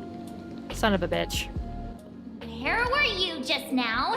You opened the door for us and just disappeared. Don't tell me you're up to something again. Oh, still doubting me. You're breaking Sparxicle's heart here. Wow. That whole foolish thing. I took on every abode in the tavern by myself, fought them all the way to the end of the world, and even wore my mask down to nothing. But honestly, this place runs on rumors. Aha is being chased by the Veracity. Aha chases the Veracity. We won't get anywhere following stories like this. Yeah, who knows if any of this is fact or just utter dribble. Let's go through what we know so far. Which is batshit crazy nonsense. Ooh. And we're letting him piece all the information together. God damn it. Don't tell me that this is going to be some kind of secret code. Yeah, it's a complete mess. Thank God he agrees with us. So, after a bit of thought, a Lady Sparxy came up with a brilliant idea. I borrowed a nifty little gadget from a friend. The Unreal Sparks and Spark! No idea how it works, but apparently this light bulb makes you smarter the moment you put it on. Oh, it's the literal light bulb, like in old cartoons. Does this friend know you borrowed it? A Supramod has a gun to our heads, and this is what you're worried about? He'll find out one day. Yeah, if anything, I'm surprised we're not stealing more important shit that might help us in this whole ordeal. Well then, I'll go first. Yeah, March, take the magical light bulb. Hopefully it'll jog some enlightenment into you. It doesn't look very reliable. Are you sure about this? Dog, you're the detective, and you have no idea what the hell we're dealing with. So, yeah, let March have a whack at it first. No worries. If anything goes wrong, the friend in my head will protect me. Yeah, if anything, if this kind of janks up your head, at least you have some protection. It's so cute. Doesn't seem to have any effect. Yeah, those thoughts head empty. Our dear little March. No, it's working perfectly. I get it now. All of it.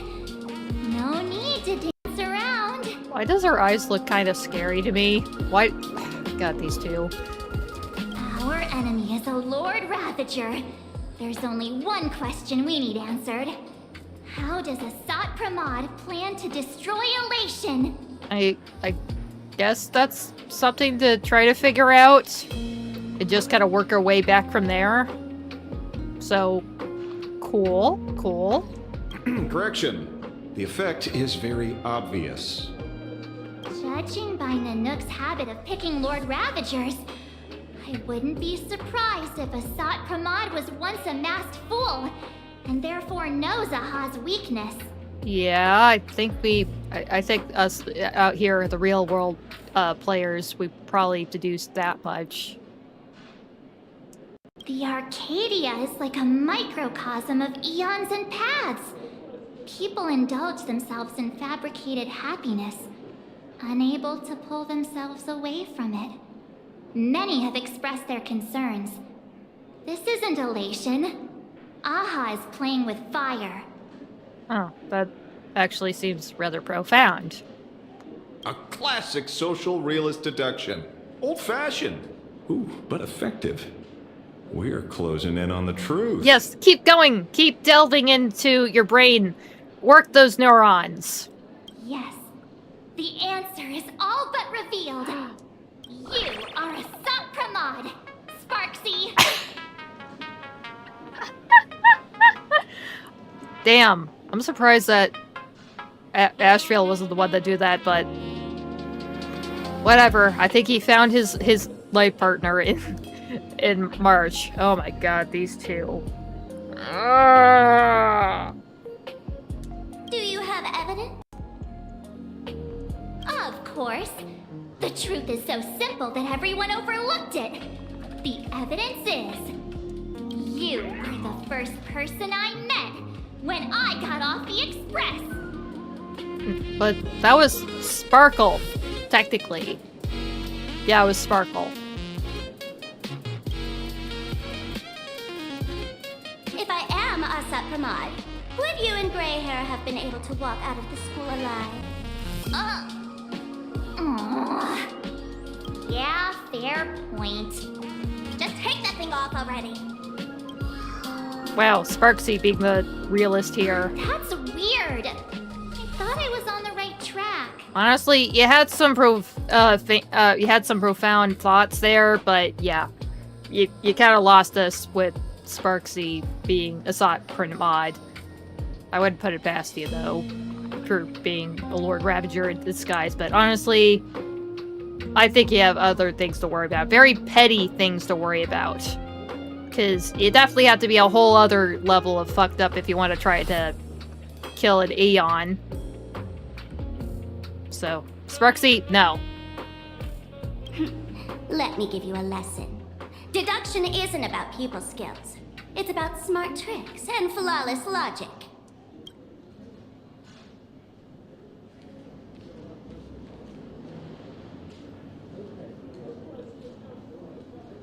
Watch and learn. Sparkle, master of the classic whodunit, has entered the chat.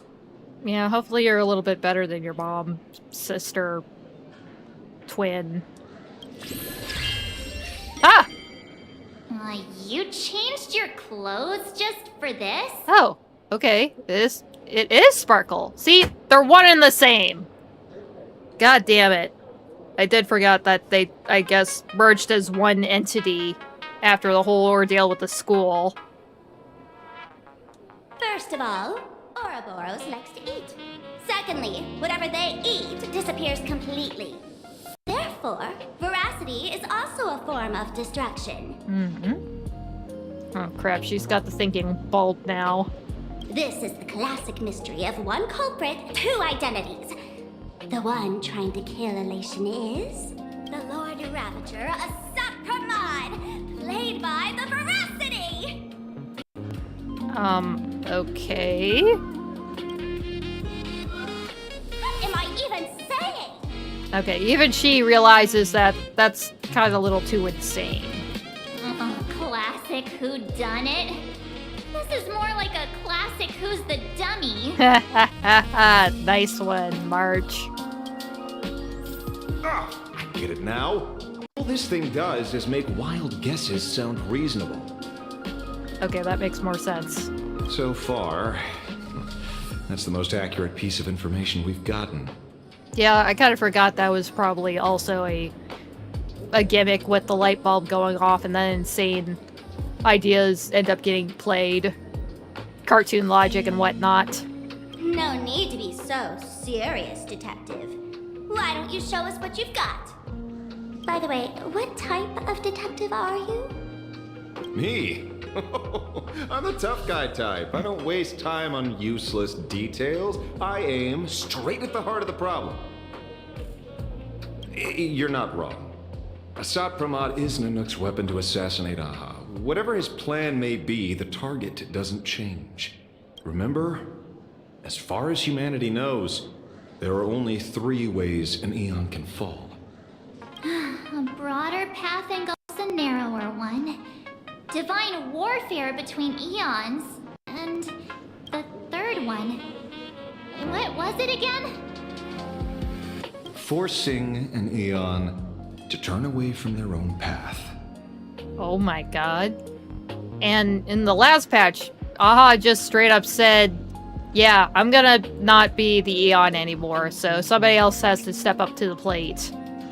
Is that how he's gonna try to end Aha? Is he forcing him out of its own path? Whichever it is, none of it sounds remotely connected to Planarcadia. So, what makes you so certain Asat Pramod is here on business, not on vacation?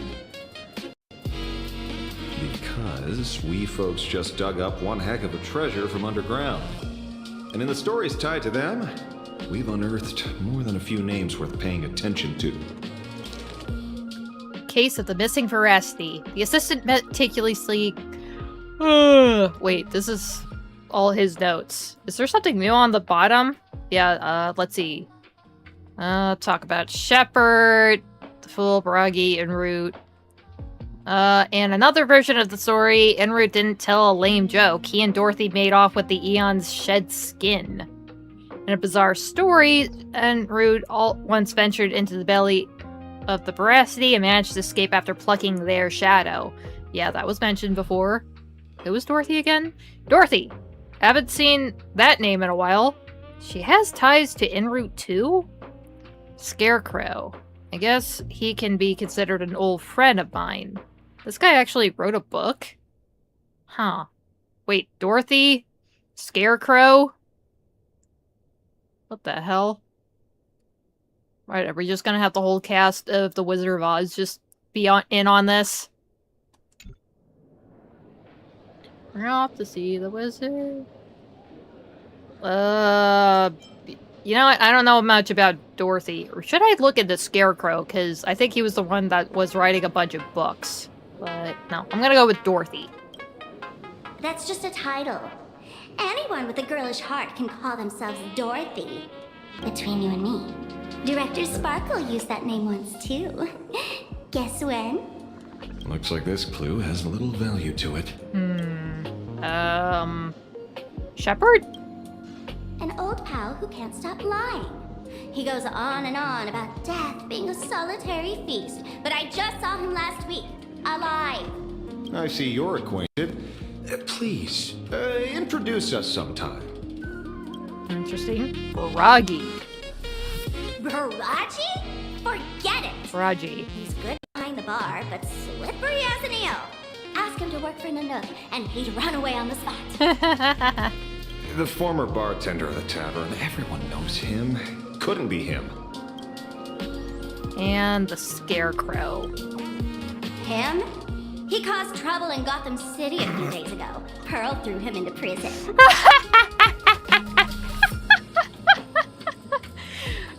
I can't believe we just had a slight Batman reference there. Was Pearl supposed to be, like, someone in particular in the Batman universe? But anyway, there actually was a villain called Scarecrow, as I know of in the Batman comics. I know. I was the one who caught him. Yeah, I think I vaguely remember that as one of his bigger success stories that he's known for. En route. Definitely had a lot of times where his name popped up in all these stories. Right. He's the one I can't stop thinking about.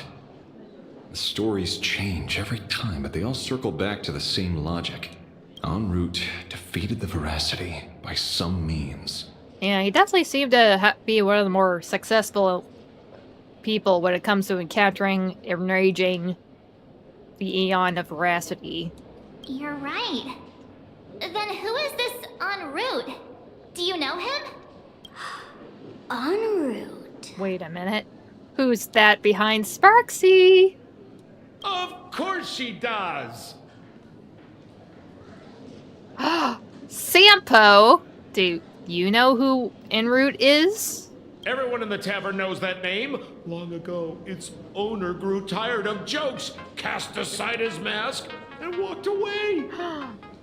Some say he became a mourning actor. Others say he jumped into IX's black hole.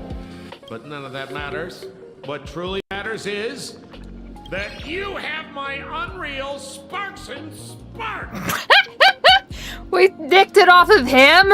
Damn! I'm sorry, Sampo, but it is a bit of junk, though. Please, take it back and never let anybody else have this. It is an awful machine. I knew it. Give it back, give it back! That's a big order my client wants immediately! He's like an angry older brother. What do you mean, give it back? It just wandered off, and I happened to find it on the way, so I brought it home. You want it? Here, take it now. Absolutely not! Wait, right now?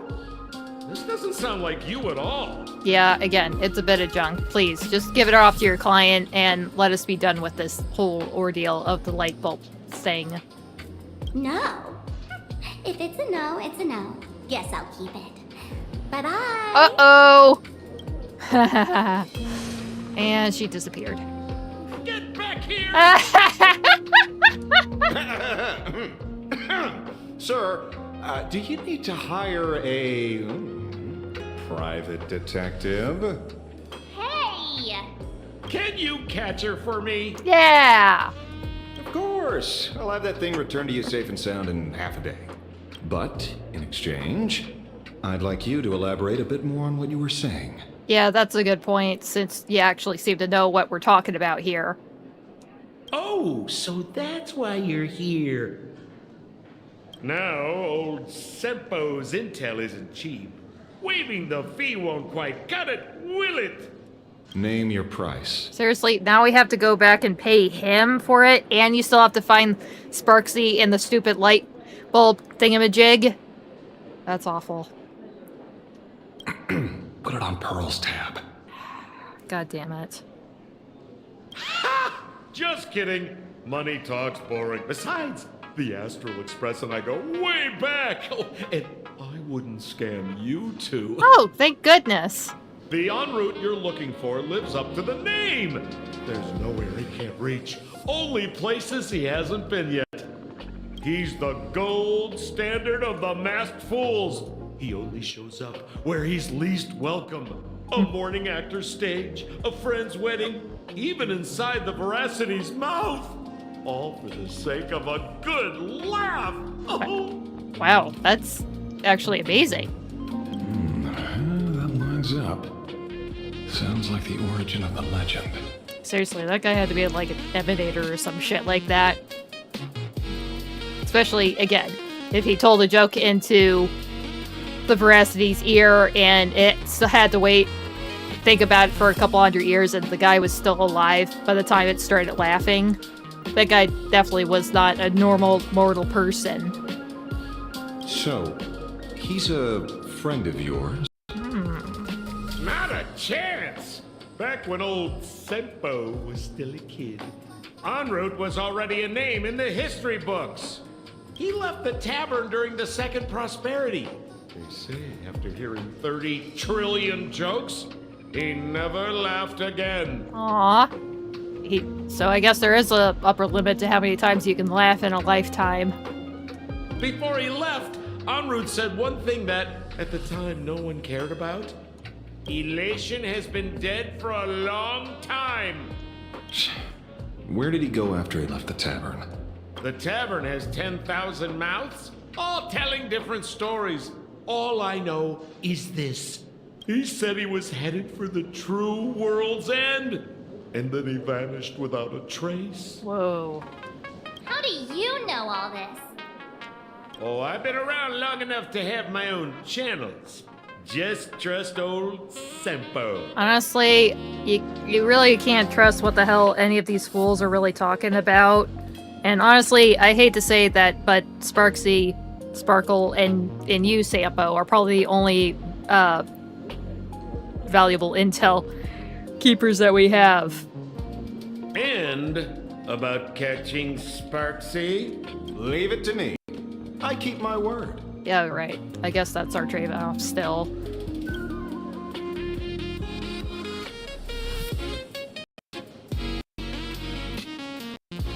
Huh, so courteous. Damn. It's always such a treat to see Sampo just come up all suave and shit.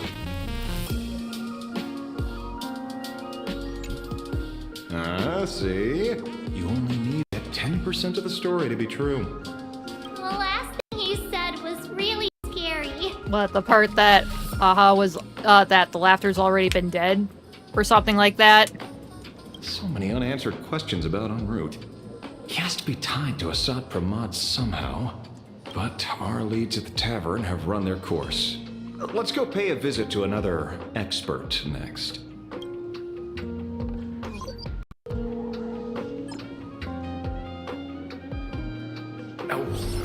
Speak of the devil. Only a Cianjo general could have arranged something like this, I suppose. Tingyun and Ruan? I'm surprised as well. You've only just left Amphorius, and already you've managed to draw the attention of another Lord Ravager. Yeah, we kind of roll like that. Miss Ron May? And Miss Tingyun? Wait, you still remember Ruan? Wait, did he ever even meet Ruan? We're here by General Yao Guang's request. It seems we arrived just in time. At first, I only came because the Shenzhou extended an invitation, and it seemed impolite to refuse. Now that I'm here, I see it was well worth the trip. Wait, she's sitting at the bar, but she's actually drinking wherever she is. Cool. So, let me get to the point. Ouroboros has long been dead. Their death was merely buried beneath layers of secrecy. Hardly surprising. They disappeared after the swarm disaster, and there are many different opinions on where they went. Yeah, honestly, the thing had to be freaking dead. Or caged somewhere, but most likely dead. Otherwise, I don't think anything would have survived after the swarm disaster. And that thing is still on the loose. The Intelligentsia Guild claims the Veracity ate their fill and entered hibernation. I don't buy it. Those scholars are fond of post-meal naps themselves. Likely just projecting their own habits. Fair enough. I've definitely eaten quite a bit and then took a nice nap. But I don't think something as large as a Leviathan's going to just take a nap after eating 10 billion planets or so. You seem surprisingly calm, which makes sense. After all, the shadow in your right hand is evidence as well. Yeah, definitely kind of weird that you still have that at all. Why don't you tell everyone what happened to the Galaxy Rangers back on Von Walk? Von Walk? Sprightly Von Walk. I've heard there's a particular phenomenon that occurs on that rainforest planet. Plants multiply and grow and are then harvested like wild grass. A cycle repeating every few decades. Almost identical to the Phantom Moon games. But how are the two connected? When you hear plants and growth, shouldn't that make you think of abundance? Mm-hmm. Huh. Wait. It seems you figured it out. By coincidence, abundance is another thing the two worlds have in common.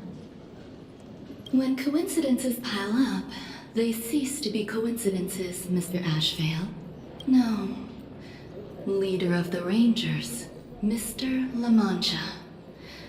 Perhaps you could explain this to our nameless friend? Back on Von Walk, I'd already long since stopped being a ranger.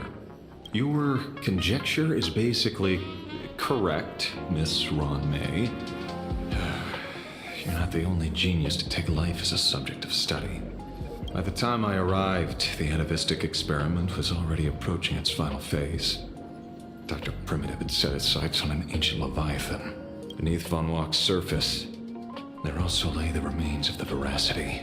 You stopped him. The Rangers stopped him. Back then, Mr. N was still human. Holy crap, he wasn't always a monkey? Now, deep in Ahotopia, another corpse of the Leviathan lies buried. Okay, that definitely explains, especially if, like, Dr. Primitive was involved with this and the Rangers were also involved, and N was also a ranger, or at least involved with them, obviously. And he was still human before.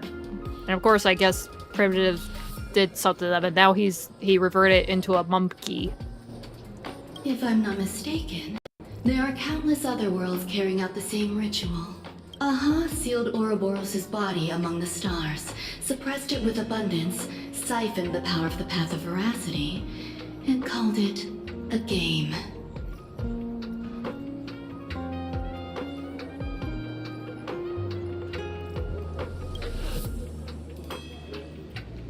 This is what people call the Phantom Moon games. What the hell? Uh-huh. Why would they do such a thing? Honestly, there's pretty much no point of, like, asking why AHA does what they do. Other than it's just, like, just because they just wanted to see what happened. You may remember, the Express once delivered a Leviathan's carcass to me. That wasn't the only one in my collection. By arranging remains from different eras in sequence, I discovered something rather intriguing. At a certain moment over 1,000 Amber eras ago, just as Akifili began traveling in pursuit of their ideal, all creations of the Veracity lost the same organ. Their taste buds. What does that imply? The purpose of consumption changed. Be they spawns, depth crawlers, or void-song whales, their genetic markers encoding gustatory organs vanished entirely. Creatures walking the path of Veracity became nothing more than biological black holes, consuming without discrimination. Wait, void whales are technically from the Veracity?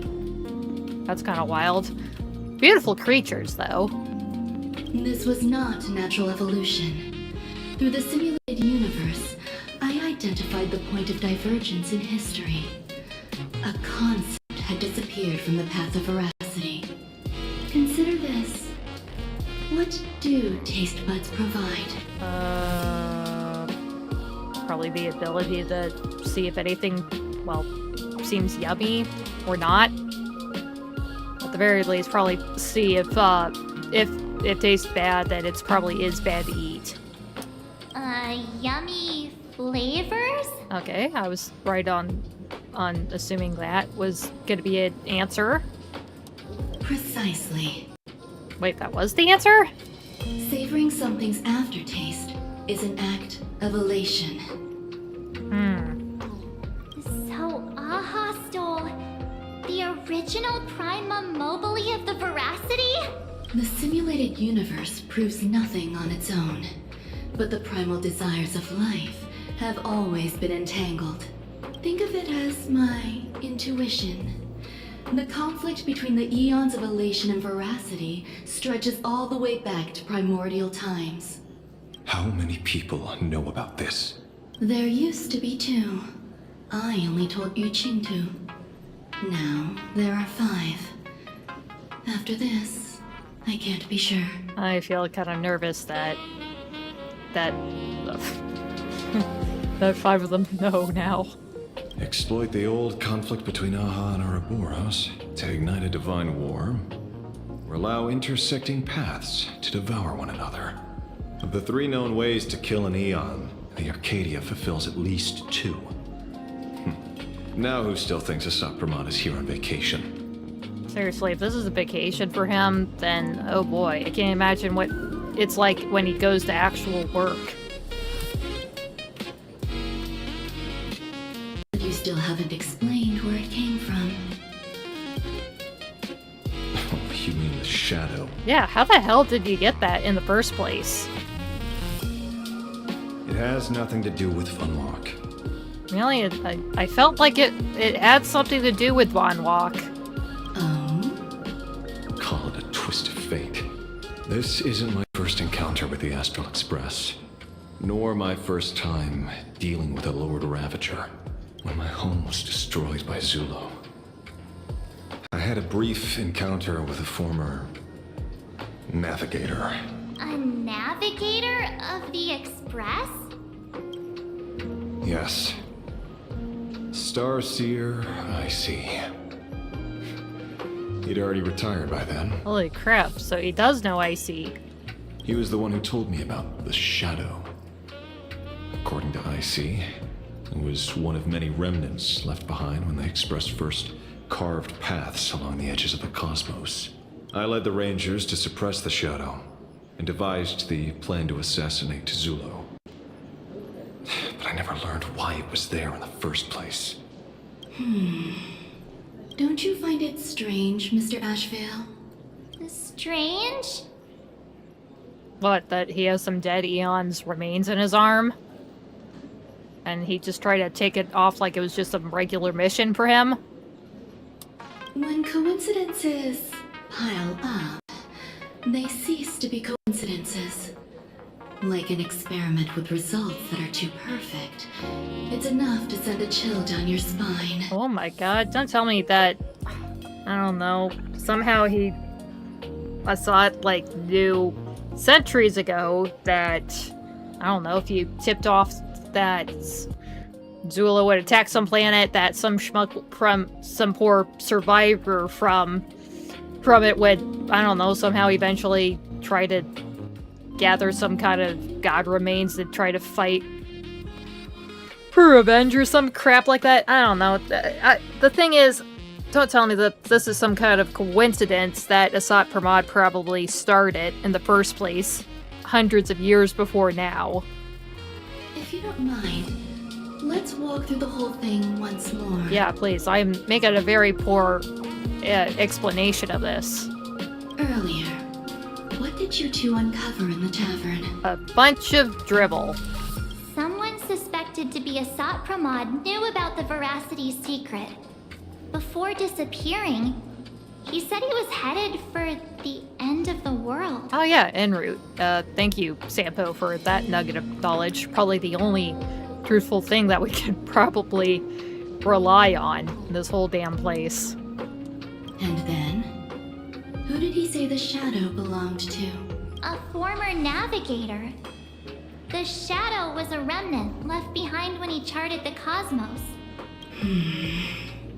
If the world's end isn't the tavern, then where is it? I don't know if anyone can answer that question. Not even Akiveli.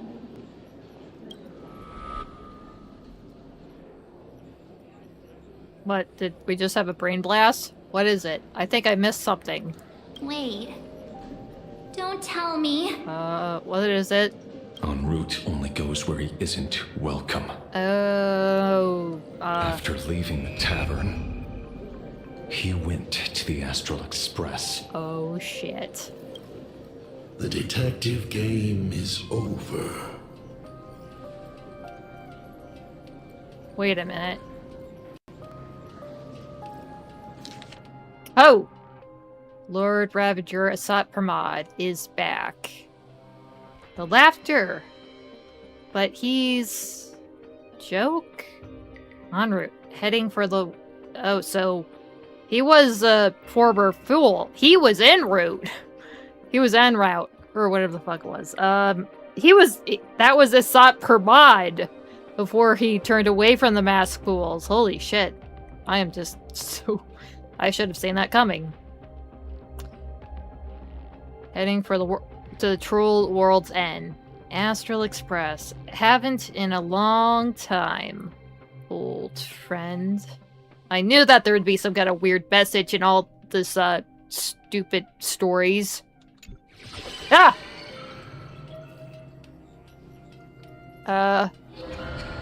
Oh no. He's by himself.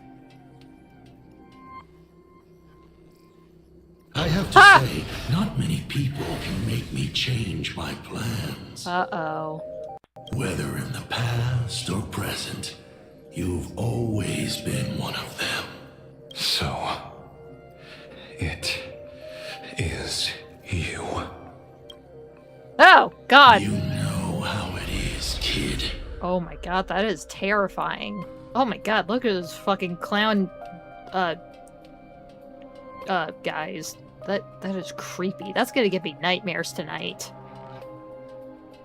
I've always enjoyed arriving uninvited. Son of a bitch.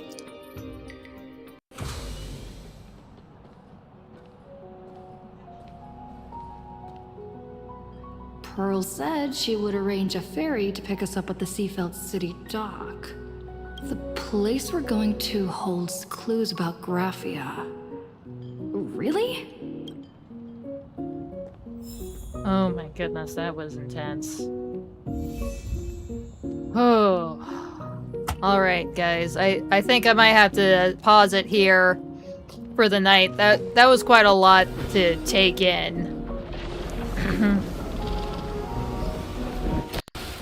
Yeah, I'm gonna end it here, everybody, because I'm pretty sure that the actual story quest is gonna only take like 4.5 hours, and I'm about in the middle part, but I think this is probably a good place as any to actually end the broadcast here. And yeah, sorry about having any issues starting the broadcast tonight, because again, there was a bit of a storm that just kind of started there, and also I realized I had to do some updates for my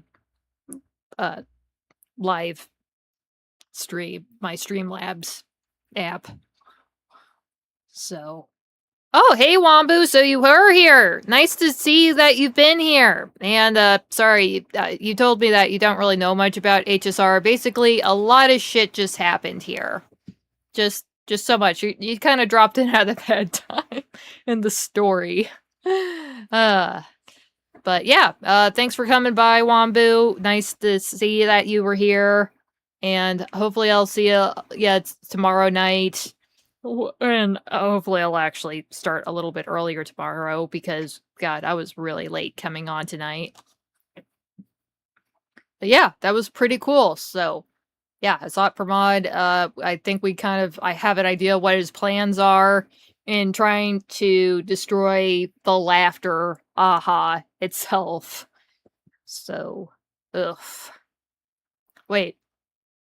There was like 3 ways for a path to end. It gets absorbed into another path, or there's just some kind of war between the eons, or the eon just kind of steps away from its path. is the reason why Aha said, yeah, I'm gonna retire after this Phantasm Games, and the winner's gonna become the new Aeon of the laughter. Is this his way to just kind of, sidestep his own demise by just initiating like a new Eon of the laughter? That definitely is definitely a very important detail to think about. But I don't know. I'm just spitting out there, and most of what I say is just gibberish or conjecture, or I just don't know all the details. Sure, there might be some words and phrases and stuff that I've peeked out through my entire gameplay in the past 8 months of playing this game, and again, I did have to kind of brush through a couple things, and things kind of got looked over and jumbled around. I mean, for fuck's sake, I already forgot that Asat Bermad is the Lord Ravager, and that Shuhu is some emanator of the abundance. I kind of fucked that up at the beginning. But, yeah. I'm gonna continue the story tomorrow evening. I'll probably finish it, because, again, this seems to be, like, one of the shorter story quests there, because, oh my god, it was mostly just talking there. I thought I was gonna do a fight scene at the end there, but I don't know. I'm gonna have to see if Ashvale's gonna get out of that. He'll probably be fine. Maybe. I don't know. Again, this isn't his first time around fighting a Lord Ravager. So I think he can handle those jester-looking chucklehead goons that he brought into the tavern and come in and try to help us. But yeah, next time, I guess we're finally going to go into the world of Canvas alone with Blade to make sure that he reaches his final destination and whatnot. I definitely look forward to all of that. And I will be seeing you in the next time. Bye, everybody!